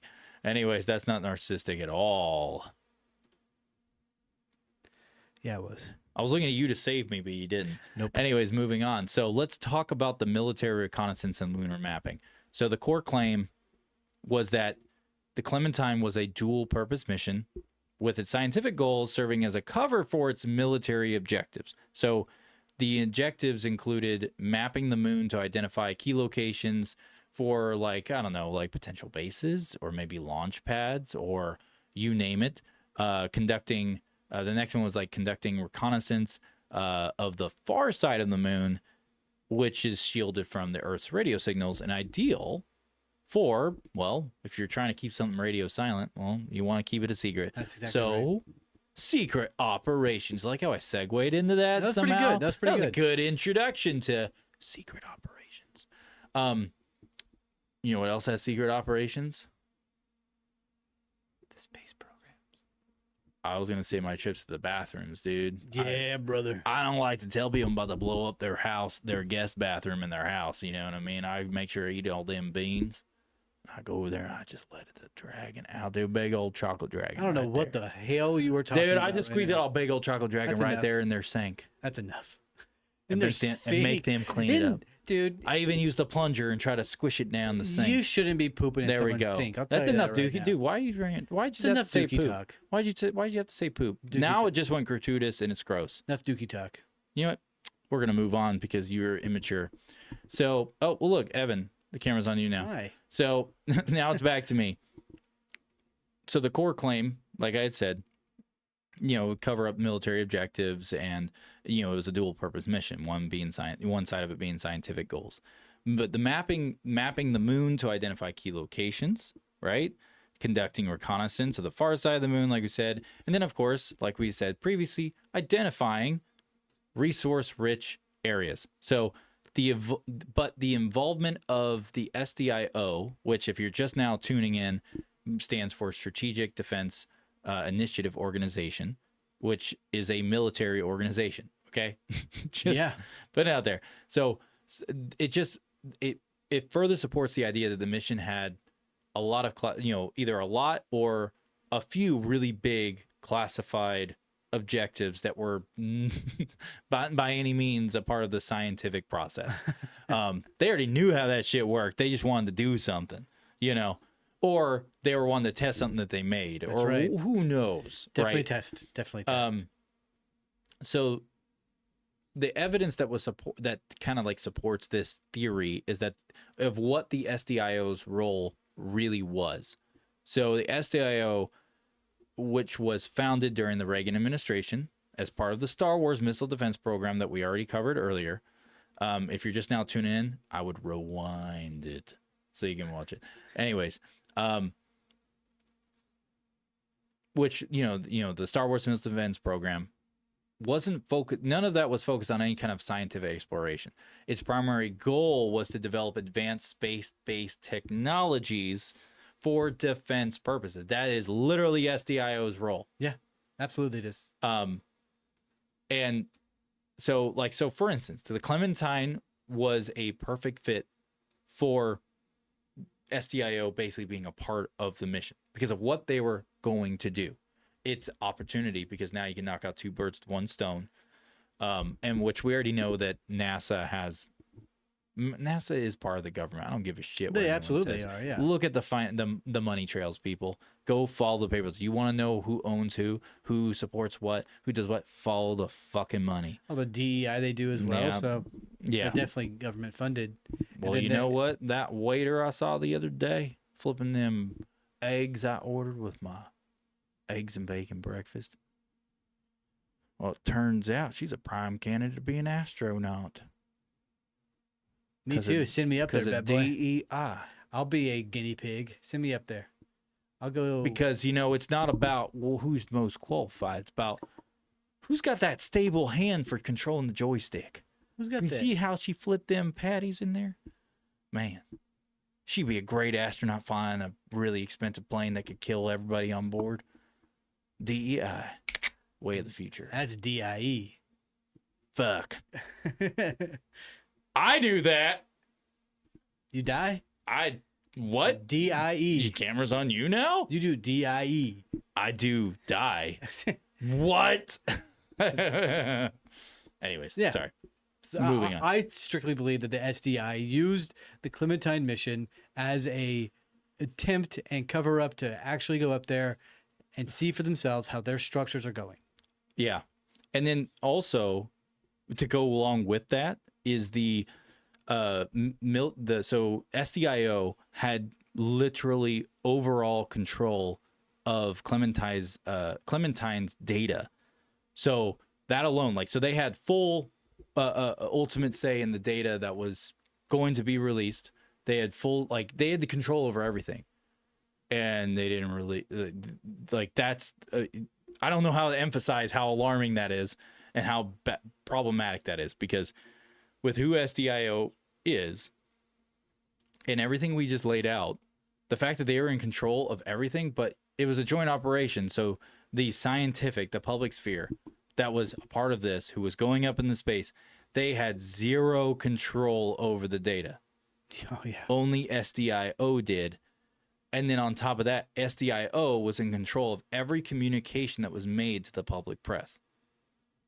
Another thing for you guys to remember. That was also not talked about back then. That's something that came to light later and got proven to be true through documentation. Dude, it's this whole thing. Like, And wasn't 20% of the data lost? over 20%. That was so. I know I sent you over notes and stuff Mm-hmm. on one of them, and I know that yours, you had notes on that one part as well. But I was actually wrong. It's more than 20%. It was just under 30, so it was like in the mid 20s. That's a so lot. like over 25 to 30% of the data was completely lost. Or rendered useless, right? Saying Yeah. that the footage was unusable.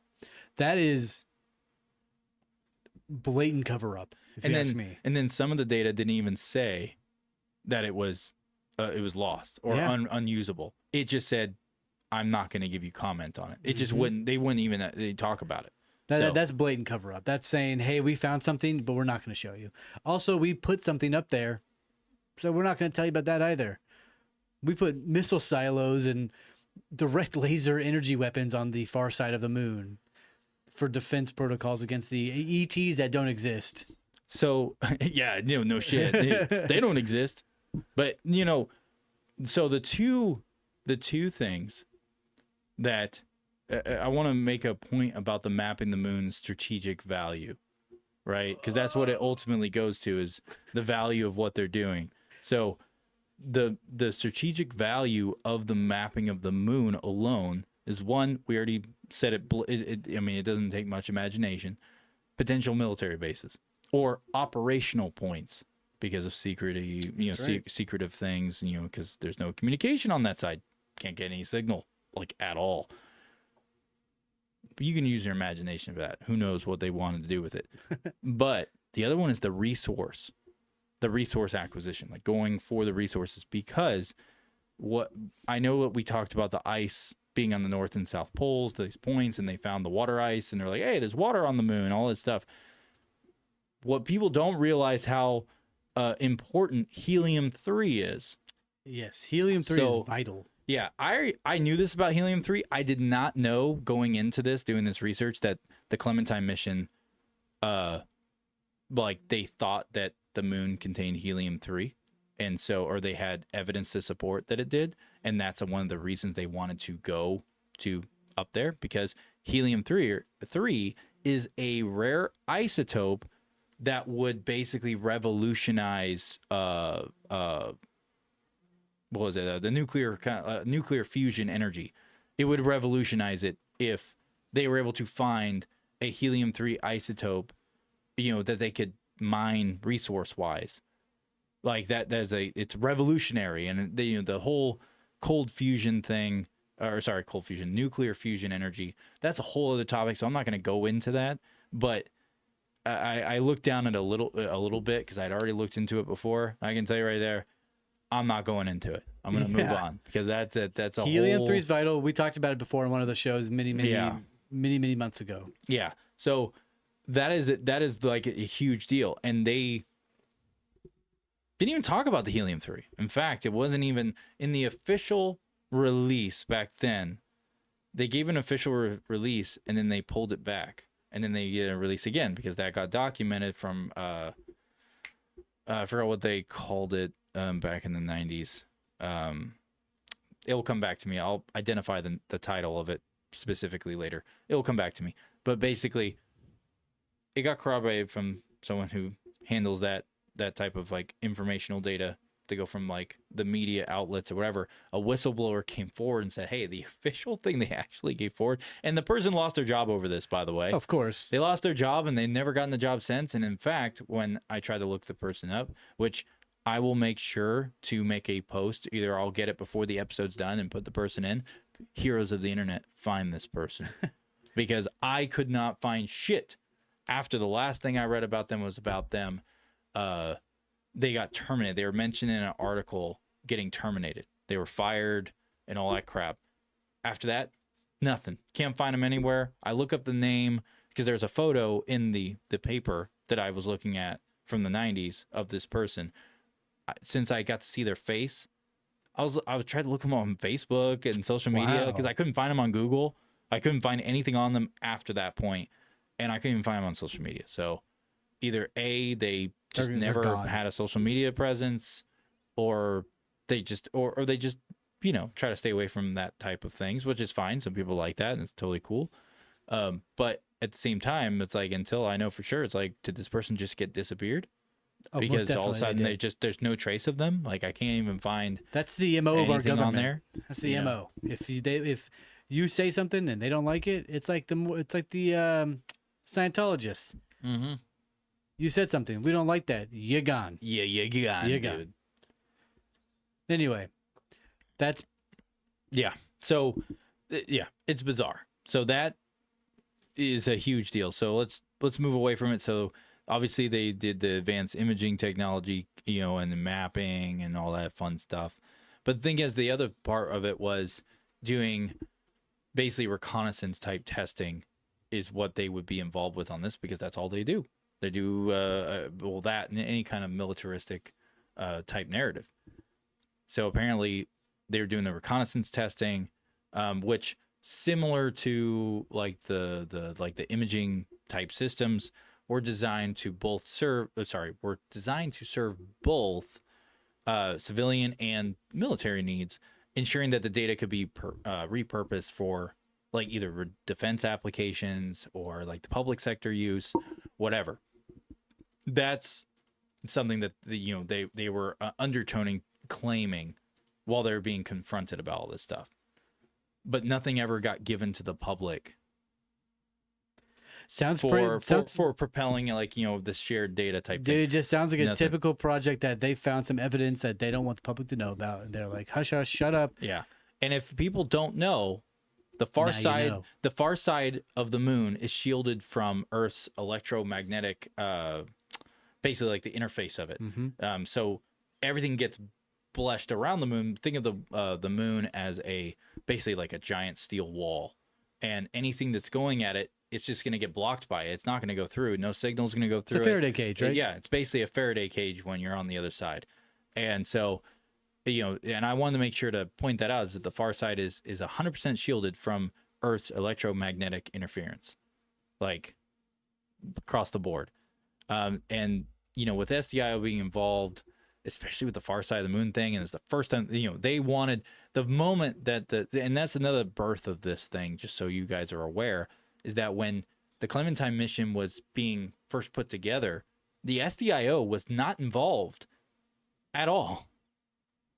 At all. They just caught wind of it. Damn. They found out about it. They joined after it was already like getting worked on, like to be a thing.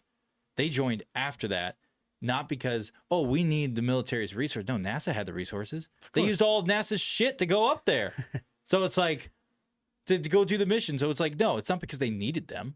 All of a sudden they just knew about it. And there's like, oh, we're going to come in here. We're going to be a part of this out of nowhere. But there's no context that I couldn't find a single true piece of like a documented evidence to explain why they just magically decided to be associated out of nowhere, other than the given of NASA being obviously already tied into the military. And We've been going for 2 hours now. I know. So let's be around it. So the secondary mission, the asteroid 1620 Geographus, that whole situation alone, when you get into this, when you start prying out layers, like, this is a dead end. Yeah, absolutely It's is. a dead end, but it has so many questions, and the information that they gave, and like, in the official statements that we went through earlier, they don't add up in any capacity, because with this asteroid I think it was an asteroid, right? It was asteroid, yes. Yeah, the asteroid, that would be so sorry. So the reason why they were going to 1620, so they claimed all that stuff, but on the on the scientific side, like we stated way earlier, for getting samples and doing all that stuff, and to just accomplish some crazy thing, the other purpose of going to that someone had pointed out a long time ago, the other purpose of going to Geographus, that asteroid, is because the military would be able to test some of their deep space technology, deep space weaponry that they had been developing at that time. They had been working on it years prior, like building up to this capability, and all of a sudden they weren't going to even take advantage of that. What? That doesn't make sense. But then it was like, it sounds to me like they were doing something. Either A, there wasn't aliens and stuff, or anything ET related, of that nature, and it was strictly a military thing. And really, it's because the military was doing some stuff up there that was gonna be permanent. Yeah, that's exactly right. And they didn't want anyone to know about it. That's. I'm kind of torn between the two. I'm partially inclined to believe the structures on the backside of like some other civilization or a previous civilization, some form of ET presence, just because of the other whistleblowers that came out over 10 years prior to the Clementine mission, claiming these things. So it's like, okay, we're not the first ones to put the structures there, or the military already had structures up there from 1969, right? Yeah, like when and that's a whole other thing. But it's just like, if they already had something up there and they're like, well, if they're going to map the backside of the fucking moon, they're going to see something they're not supposed to see. Maybe we should get involved in this, like we're catching, wind down the pipeline that they're going to be swinging around the backside. The one place we thought no one would ever go look, they're looking. like, okay, I could see the logic there. Like why they would do such a thing, But anyways, let's keep moving on. So the Shackleton crater, we've talked about all that. Let's just give the official explanation for what we just talked about. So NASA and the SDIO maintain that Clementine was a scientific mission with secondary technology demonstration goals. Remember that again. They say secondary technology demonstration goals. And the focus on the moon's poles and far side was explained as a means to discover water ice and study the moon's geology. Because, they didn't know about the water ice beforehand. But the way that, like, if you read the statements that they make between NASA and SDIO, like the official unified frontal statement, some of the times when they're talking about, especially the lunar mapping part and the military recon, like they talk about the water ice as if it's like past tense. Like, we already knew it was there, we're just going to map it. Mm-hmm. But they didn't know it was there. They discovered it on Clementine. So what is it? Because the way you're talking about it, you're posing it, you're kind of like bringing it out, in your tone and how you're portraying it as potentially something you already knew about. Like, so what is it, dude? Anyways, so there's a whole bunch of stuff with that you can keep going down. So let's move on.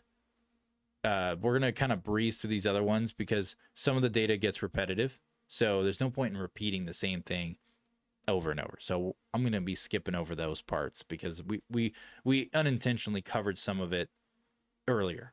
Just from our regular just conversating back and forth. Mm-hmm. So let's talk about the next big core, like controversial and then like conspiracy in this is extraterrestrial evidence. This is my favorite part. This extraterrestrial evidence. Just because you can't rule it out and you're just like, dude, there's a fucking possibility here. Like there's something here. So the core claim is that Clementine's cameras captured images of unnatural formations and potentially signs of extraterrestrial technology or life. Absolutely. Those are the monoliths and structures and the lights that we talked about earlier. And the dude mowing his lawn, his space lawn. I do have to get going here, Ben. It's starting to ice outside. Is it really? Oh, shit. Yeah. Oh, my bad. I didn't realize what time it was. Holy crap. Do you need to go or do you want us to just like power through this? Because I don't want to leave them unsatisfied. I got like 10 minutes. All right, cool. That's enough to go through the actually what's left. So let's keep going. So we already talked about like the geometric patterns, all like the bright reflective spots, all that stuff. But the whistleblowers that came out with the extraterrestrial evidence is that there were some whistleblowers that were making. All right, so this is the problem I had with the ET evidence one. and just to kind of summarize, there was whistleblowers that supposedly witnessed and were present when Clementine supposedly returned to Earth. It wasn't supposed to, remember? In the official narrative, it didn't. It was not supposed to be here. But supposedly, according to these whistleblowers, it returned. Because they also had samples and things it collected of none other than extraterrestrial, some form of evidence of extraterrestrial life or technology. I gotta go. Oh, yeah. Well, you go, and I will entertain it. Actually, you know what? I'm going to take a 5-minute break real quick, and I'll be right back, guys. One moment. Oh, actually, Evan, you want to say goodbye real quick since you got to go? Farewell, everybody. Yep. We'll be back in about 5 minutes. One moment, my dudes.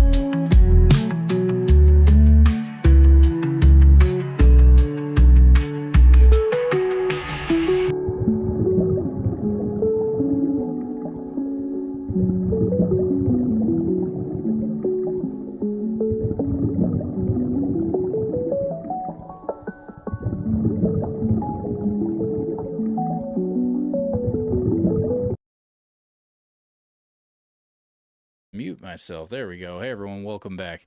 Evan had to jump out.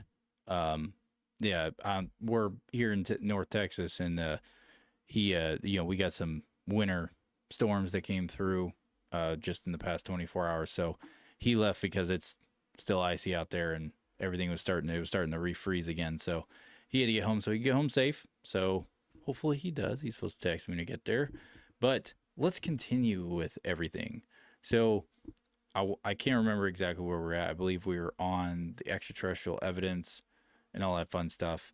Now, how the extraterrestrial, like why the extraterrestrial evidence is a thing is mainly just because of, well, one, we had the images were producing things that were obviously being altered, but then also all the whistleblowers that were coming out talking about the structures, and apparently some of the and then there are some images that they like basically contorted that obviously they're trying to claim that it was taken by Clementine, but it was equipped with cameras that could do way more, like way more, beyond more. And they were sending it, giving us like blurry images of like the moon's surface and like, all this stuff, like covering a wide area.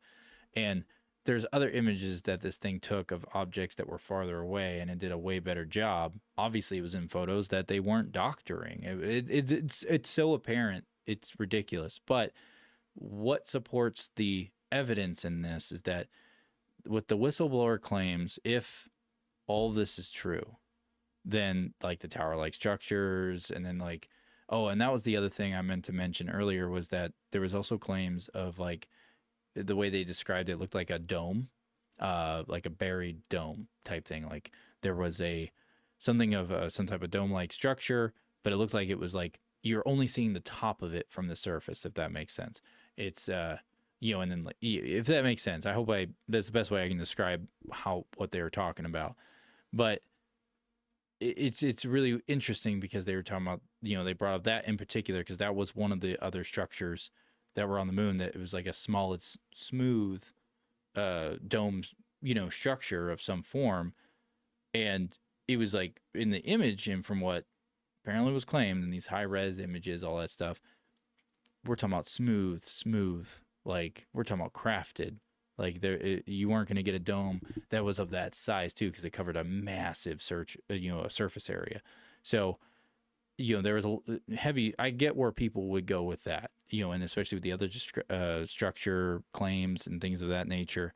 But the thing is that, let's bring up the bright reflective spots again. So that's another thing people dig into, is because you got the, when we laid earlier in the show, if you're just now tuning in or whatever, earlier in the show, we talked about the fact that there was light, apparently some type of reflective surface or something putting off some type of pinhole type light at the bottom of these random craters in these images. And the fact that, as I explained earlier in my analogy of it, was, like if you're holding the flashlight over here, on 10 feet away on the side of the room, and you're trying to put light into a pipe hole or something that's this big around, well, unless you're holding a laser, that's the only way that light's going into the opening.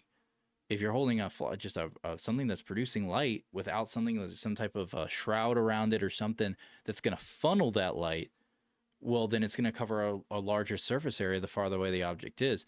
And these craters had no light touching it, and for huge distances, there was no light. There wasn't even light touch. It was all dark. The only reason they knew the crater was there is because of the sensors on Clementine. They were able to map the surface, and they were able to see, hey, right here in this spot is this crater, and there's a fucking light in it.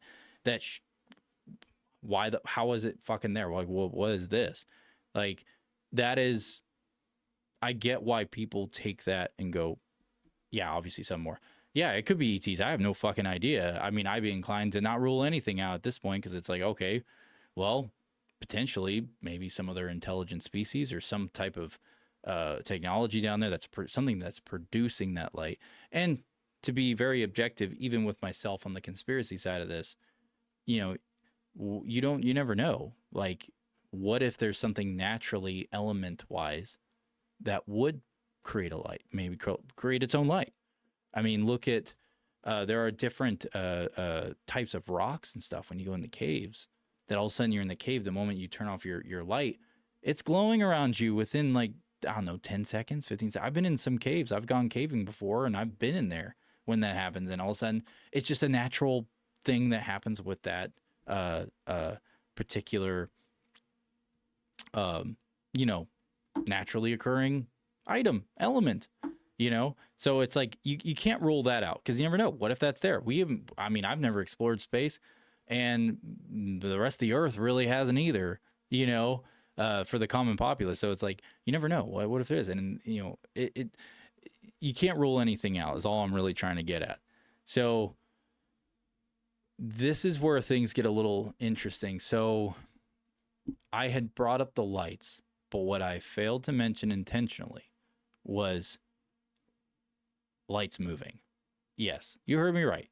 Lights moving. So in some of Clementine's public images, people were pointing out basically these unusual lights or reflections that appear out of, like, 100% appear out of place, right?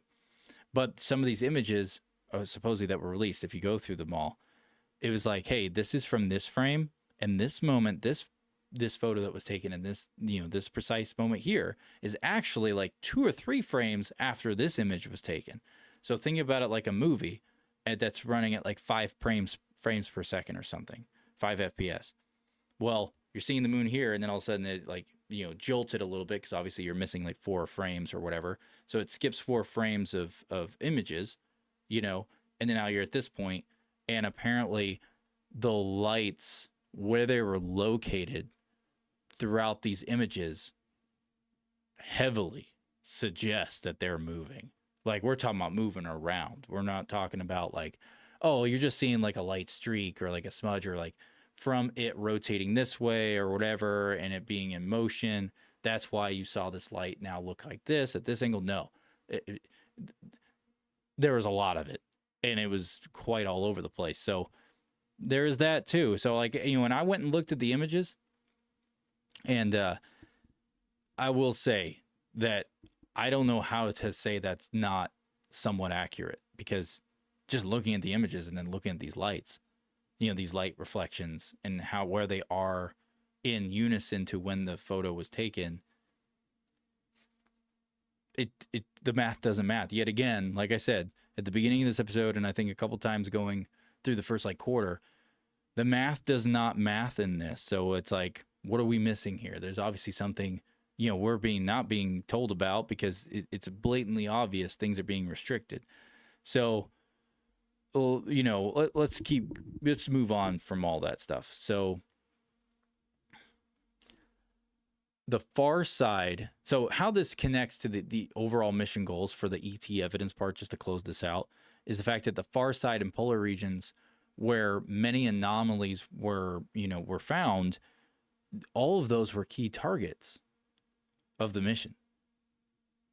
And some of those anomalies weren't even addressed previously. So it's like, how'd you already know about the anomalies? That was the other thing that really was frustrating, is that if you go through all the stuff, it's very obvious there's all these daisy chains into the other things, these other things that are providing this evidence and painting a very different picture.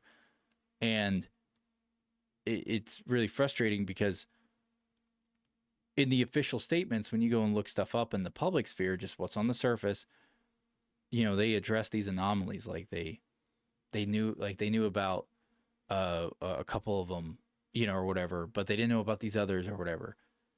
But yet, after the fact, after they disclosed that previously, but then after the fact, all of a sudden, once people started pointing out all these other things, especially with the images and the lights, they were just like, hey, yeah, that was all, you know, that we were going to go see it 100%, you know, even though we gave you our official list and we already had all this stuff prepped out and planned, we just left off all of these things. Yeah, that makes perfect sense. But anyway, so it's one of those things where, you know, you have to ask yourself, why would they suppress that? If it is true, like, let's say the ET thing is true, why would they suppress it?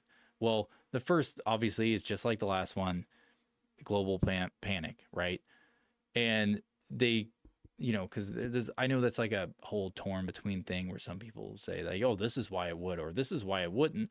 I'm not here to tear that apart. I'm just telling you that's what their the narrative was on this, like of why they would suppress it. The other is military control, which makes sense because if it was alien technology, or if there were like active structures actually up there on the moon, like supposedly there is, well, one, it would fundamentally change humanity's place in the universe and what we understand and know about the existence of life and all these things. But then also the fact that, you know, getting your hands on that technology, it's a technology race. It's an arms race. You know, like, you know, if you can control the technology, well, you control everything because we're in a technology based world. So, you know, we're not hunter gatherers anymore. We're not, you know, trying to hide in caves and do all that stuff and rub sticks together to create a fire. No, we are we are technology driven and technology based. That's what we are as a species now. And yeah, if a military power could take advantage of advanced technology of what UFOs and supposedly these ETs have and everything, yeah, it would make perfect fucking sense. Like, yeah, I wouldn't want anyone else to have it either. Let's control that shit. Or even if it's a narrative not of control, it's more of self-preservation. What if you're not a bad person, but you know the people across that giant ocean are? Like, there's someone over there that's a bad guy who would take advantage of that and try to kill you and take over your stuff. Yeah, I would want to keep it suppressed at all times. I can get behind that to a degree. Like, I understand the logic is all I'm saying. You know, so, but then of course the other one was of why they would suppress this that I kind of like pulled from it was avoiding an international conflict. So revealing evidence, and this is just kind of like the breadcrumb kind of like logic trail here. So revealing evidence of advanced alien technology could spark like an unintentional like race to control the moon, essentially, and potentially leading to geological geopolitical would be the word, geopolitical instability. That's the other thing I was pulling from, because that's how everything was being guised, right? Like at the heart of some of these conspiracies and everyone who was spewing the stuff and talking about it or whistleblowing or whatever, these are the kind of narratives that they were putting out. I'm not going to share my thoughts on that. It doesn't matter. But the military control one, I totally see plain as day. Now let's move on to the next conspiracy. So we have two conspiracies left to do. That's this one and which is all, you know, which is just the missing data or the data gap, whatever you want to call it. The other one is, or the last one will be just the premature end of Clementine and why that is a conspiracy. And like, there's so much freaking controversy about it, you know, going on. So with that being said, let's go ahead and get the data gap or the missing data, all that stuff taken care of. So this right here is the most straightforward yet absolutely suspicious aspects of the Clementine mission, which is the large amount of missing data. It's so astronomically huge because, like, if you look at how much data they actually pulled, like they went and got, saying that even if it was 20%, not that corrected amount where I said it was between 25 and 30% realistically, even if it was just 20%, there was so much data that they had and so many images of everything. Just 20% alone is a plethora. It's massive. Like, I don't know how to strain this enough. You think 20%, you think in dollars, like, it's only 20 cents off, whatever. Now it's 80 cents. No, it's not that minute of a scale. We're talking about huge scale here. 20% of data is like, I don't even want to say just terabytes. It's a lot. It's a lot. So the core claim on it suggests that basically when they were up there, it is incomplete by design. So the high resolution images and telemetry from all these critical regions of the moon, particularly the poles and far side of the moon, are either missing, remain classified, or just straight up not released to any of us in the public sphere. That right there, like you like, if you look into any of this and you look at these photos and you look, do any, like, let's just say 30% research, right? Like thorough research, 30% of it was thorough. You would only have to do 30% thorough research to go, shit don't add up. Nothing about this makes, the official narrative with what they claim, all this stuff, nothing, the math, the 2 + 2 doesn't equal 4 anymore. Their math, they're wanting to do like 2 + 2 = 1. It's like, what? That's the kind of math they're trying to do right now. It's math that isn't math. It's just deciding something. That's it. It's literally a pain in the ass, because you dig into this stuff and you end up running into brick walls because you can't go any farther, but you already know the evidence is there. It's already blatant in your face. There's something else going on. So, the Clementine, let's talk about some of the just the images alone. So the Clementine collected like thousands upon thousands upon thousands of images during its full official mission. Yet I said 20%. It's more like close to 30% of data when you really dig into it that is actually missing, not 20. I don't know why they say 20. That's just or it's not even just the official statement. There's conspiracy theorists from back then and people who are pointing out these inconsistencies. They were saying 20%. But the thing is, you dig into it now, well, there's information that's out now that wasn't out back then, or 10 years after the fact. It didn't come out until the past 10 years with FOIA. And I got to dig through some of the, like, I had to like jump and spiderweb between so many different things. But FOIA, there's stuff in there on FOIA about it, but then there's a few other people who have come forward who, I think it was like 9 years ago now, or maybe 12 years ago. There's another guy who came forward, not as necessarily a whistleblower, but he even said, because he was, I forgot what his title was. I'll make sure to either make a post about this after, because I don't have Evan here to throw stuff in the chat for me. I've got all the other controls at my disposal for our setup, but basically I'll make sure to put a post with the thing for that. So they never provided any kind of explanation for why all the data was missing. They nothing about, like, they talked about it, but there was no clear answer. They did not give a direct answer. They did not give a reason other than like some fluff answers. And it was all kind of like, I'm not going to directly give you a real answer on it. I'm going to give you kind of a light answer to leave it really kind of like ambiguous, and I'm going to walk away. And that's literally what they did. They did not give any kind of clear explanation to why such a large, huge volume of data is 100% unavailable. And the missing data disproportionately basically affects all of these key regions, such as the Shackleton crater, which we were talking about that, at the moon's south pole, and areas of the far side, where, like we pointed out way earlier in the episode, or in the broadcast, that the way the mapping was done on the moon doesn't make sense to me by any means. And when you look at other mappings on how the mapping systems work, wherever you start is where it ends. How come all of the start at the backside of the moon?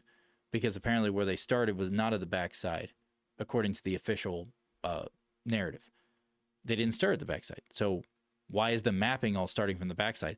That doesn't really, make sense to me all that much. So, that's weird. Well, I think my power just got unplugged. Anyways, doesn't matter. Let's move on. So, the Shackleton crater, we covered all that. And then, of course, it's literally thousands upon thousands of missing high-resolution images. And we know they're high resolution. We know it was taken because the stuff got leaked out back when this was all going on. And then, but it was official stuff that got leaked, like showing like data sizes, things like that. Like someone internal leaked some stuff, and they couldn't deny it because it was actually like, you know, the people analyzed the photos, and then before they could actually like give a true statement and be like, oh no, it's just a really well fabricated thing, they're like, fuck, these people gotta have us, yeah, that's a real thing. And then that's what really kicked up the whole thing about the missing high resolution images, because it was basically, they admitted that there's a ton. They went on record and said that there's tons of high resolution images that are just missing, that they did not provide. And it's like, okay. And all they gave us were a whole bunch of low quality ones in comparison. It like I said, you go into this, you're going to come around, and just the things I've covered alone that me and Evan were covering before he had to leave. This is me condensing information just so we can do a podcast. Like, it's already 8:40 almost, and I'm just now almost getting done. So, well, and I say that now, I'm almost getting done now, but if I had not condensed data and like went and looked for the most credible things I could and the most pronounced things and condense it down to being that, well, this would be like a 2 or 3 part episode, like plain and simple. So let's keep moving on. So the military data handling got all screwed up. And they found, you know, then people found out that the military SDIO had control of all of the data handling. No one else was allowed to touch it. And they made sure no one got to touch it, plain and simple. So that was another thing that blew everyone's eyes open pretty much, because it was like SDIO's involved. That was already sus, and we already don't, that doesn't make sense to some degree, like internally deep down. And then all of a sudden you find out that they're also handling all of the data for it. But this is supposed to be a joint operation.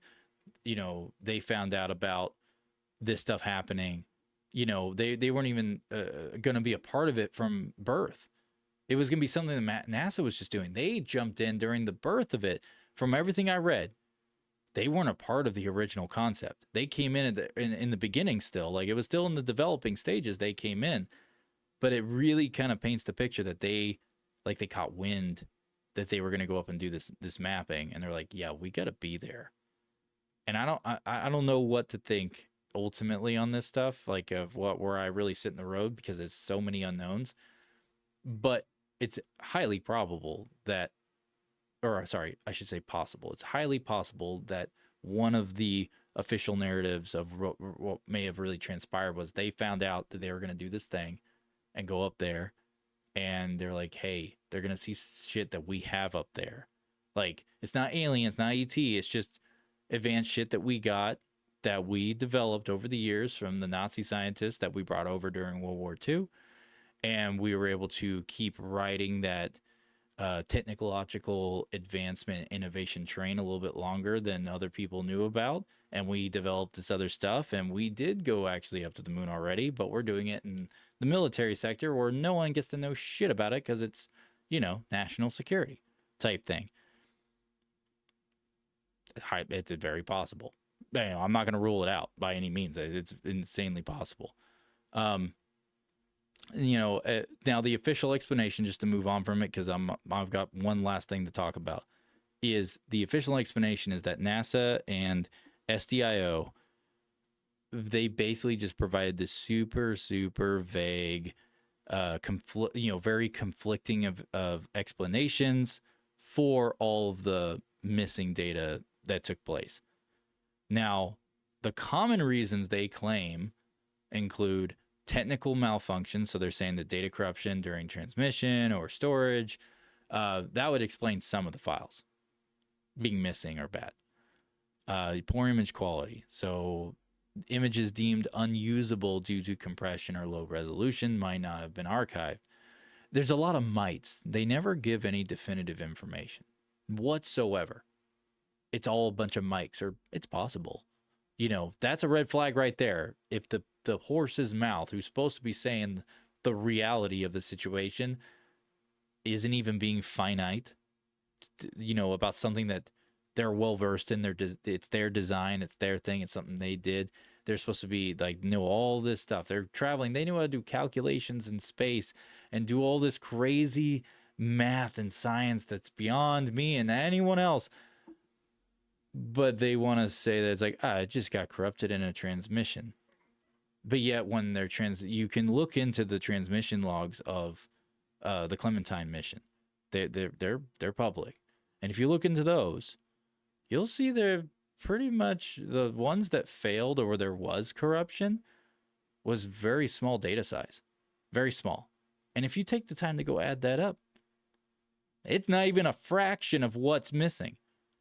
It's not even a fraction. It's so minuscule. So it's like, that tells me that most of the data, 99% of the data transmissions went through. The ones that 1% that didn't go through basically were of small data packets. It wasn't like some large transmission. It was a very small one. And it was multiple little small ones, but a very small amount. And it's just like, okay, that math still doesn't math because the data size doesn't even come close to what is missing and supposedly corrupt. So yeah, it's right there. It's just right in your face about this stuff. There's a reason why this is like an endless rabbit hole, because there's so much more. But resource constraints was their other one they went into. Now, they just claimed like the cost of things and blah, blah, blah. It's like, really, the one place that's known. So SDIO's involved. They're known to have an endless, basically, bank account. And you're saying it was a financial resource constraint? That isn't what? No, it doesn't. Now, granted, no one knew everything for a fact. There's only a few people who came out about the SDIO, especially pointing out the whole, like their financial paper trails. How they're laundering money. It's going to other programs that don't exist, and people came out and exposed it and blah, blah, blah. But the thing is that like SDIO's involved with the entire thing. They're the ones who are controlling it after doing all the research. They're the ones who control it. They're the ones who handle all the data. They're the ones who had the ultimate says on things. They're the ones who ended up, pretty much mapping out how they were going to do the mission. Like, they basically just stepped in and told NASA to shut up. At least that's the way it looks when you dig into it. So yeah, anyways, let's talk about the premature end. And there's not a crazy amount to talk about because it'd be like kind of rehashing into everything we just talked about. Now, the premature end of the entire mission, it really paints a picture where either they're lying about something that is very apparent. Now the question is what are they actually lying about? What really transpired that caused the Clementine to just end immediately like it did and have that crash and all that crap? It's like, okay, let's think about this, because everything we know so far from digging into everything and these main things I laid out, and these now I want to clarify one thing before I say one or two more details about the premature end. You guys just need to remember that the entire Clementine narrative and every conspiracy we just laid out, all of these things are happening all at once. It's a big spider web, but they're all literally functioning independently, feeding off of each other. And whenever I was doing my research and all this stuff, there was a bunch of other stuff I wanted to bring up because it's other just like more finite detail that it just like seals this or seals the deal on this a little more or whatever. But ultimately, that stuff can be dissuaded and just kind of ruled off as well, because at the end of the day, where is the true evidence other than things just not existing? So these had the most girth, I guess you could say, to them or whatever. But outside of that, those, the other stuff, like, it's just so much information to go through. We couldn't bring it into, this. So the question really comes down to with the premature end is like, what really did they actually make it go try to launch and actually go to the asteroid to Geographus 1620, or did they go somewhere else and that's why they lied about it breaking, or did they actually launch it, and actually like go to the asteroid, and did they actually get there and do what they're doing? And now the question is, what were they doing on it if it wasn't just really collecting samples? Because we already knew, like I said before, when I was giving some backstory on the SDIO, they're wanting to test. They have been in the process for like the past like over a decade developing like this deep like technology for deep space. And what better, most ideal place to test it would be on an asteroid. Would the military, especially if what they're putting on it, the question is what deep space technology they're putting on it, right? So it's like, okay, if that's what their goal was, we don't know what it was, but if it turns out that what they were wanting to put on there, or actually put and do there for a military purpose, was a weapon of some form or something that would be a massive game changer or whatever, they're like, yeah, we don't want anyone to know that we just did this. So it never made it here. Like, you guys mapped the moon. That's what you guys were wanting out of this. This is what we want out of it, or whatever. You never know. There's a million different ways, but the premature end of it made no sense because it came out of nowhere. It just like straight up, just like someone just walked by and just cut it, like just cut the line. Like there was no like seeing the twine start to break and then it finally falls apart or something. No, that end that the Clementine mission came to was just an abrupt stop. And it's all because supposedly it crashed. And when they addressed it, like we said at the way beginning of this episode, when they addressed it, they said it was these little things. Like, oh, it's just one little mistake happened. It doesn't sound like a little mistake. You just destroyed a very expensive project and toy, or machinery. So it's like, why are you talking like it's a small mistake? It's not a small mistake. Obviously it was a big one because it caused the thing to spiral out and crash when it was trying to go to do its most secretive part of the mission that wasn't being publicly talked about really at all. They're keeping it off the radar. It sounds like they're trying to cover something up. And then you also got to take into account that whenever the Apophis, why did I say Apophis? Whenever they were going to go to this asteroid and do this part of the mission as well, it's quite possible that whenever they took off, it is entirely possible that on its way to the asteroid itself, that it had a collision or something. Like I'm talking about like me being objective right now, it is very possible that maybe it collided with something. Maybe it wrecked out there, but maybe there was footage it was gathering and transmitting. See, and you see what I'm doing here? You can look at this a million different ways. You have no idea. And there's a million other ways you can go that's not even ET related of why, like, of its abrupt end and why it's so suspicious, because the statements and everything that they gave to its end, it was just nonchalant, like, it's a small mistake. No one cares. It's not a big deal. It was a big deal to a lot of people, though. And that's another thing the media wasn't talking about when all this stuff was happening. And people were talking about this when, just shortly after it happened. They weren't talking about the fact that, no media outlet ever addressed, no one addressed the fact that they did not give a fuck that it wrecked. Like, they did not care. Like, it's beyond apparent. Like, you got a guy standing in front of a lens, just like, yeah, small mistake, no big deal. Like, he didn't say it with this kind of like twitchy attitude. But you look at anyone else who fucks up on the job and they have to stand up and be like, yeah, I caused this giant spill that happened that just was making this whole neighborhood down the street where it had uprooted 50 families from their homes. Yeah, I'm the guy who caused that. You see anyone, taking, giving those kind of announcements or whatever, it looks like someone ripped the soul out of that that guy or girl's body. They were like, yeah, I fucked up. Like, that is, I just destroyed all this stuff or whatever.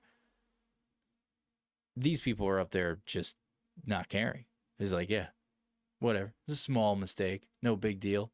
So dumb. So dumb. But anyways, that is the Clementine Mission. Now, I will say this. The Clementine Mission, we are going to be coming back to it because there is a handful of things that is just too much to unpack in one sitting. Just this sitting alone, I think it's like 850 right now or something like that. Basically a 3-hour episode here. And I don't like, there's so much more to go into in certain areas. So we will do a second one.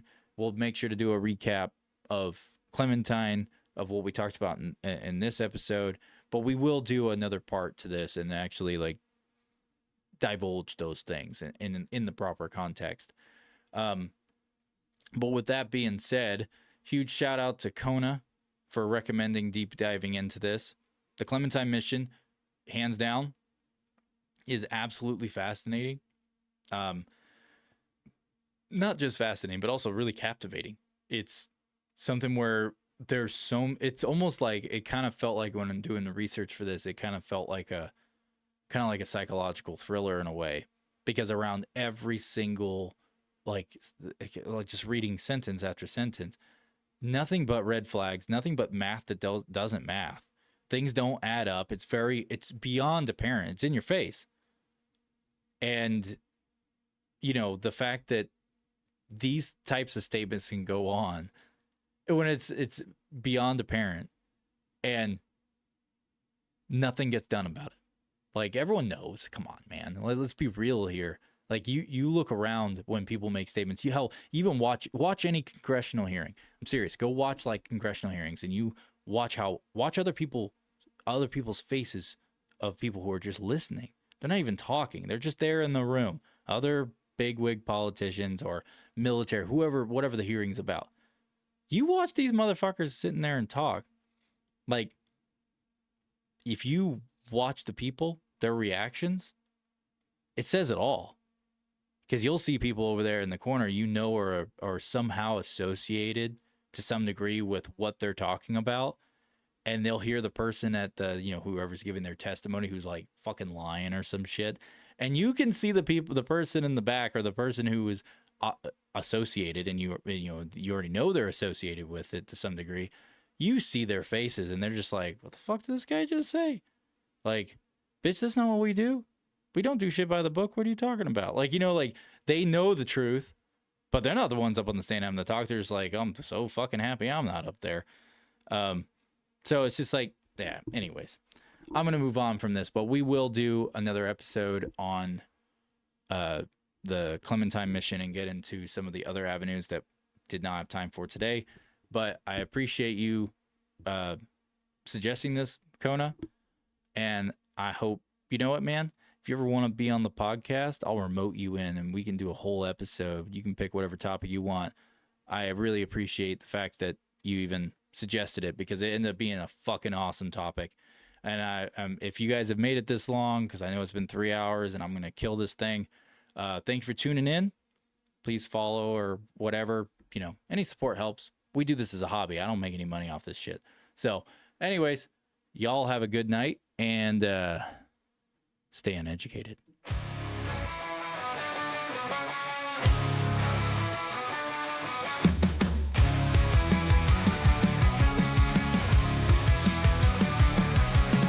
Fingers on the trigger, they pull without a sound. Behind the glass towers, we're buried underground. Secrets in the shadows, locked inside the mind. MK Ultra memories don't keep us blind. Static on the screen, voices we don't see. Dump got us wired, but we're breaking free.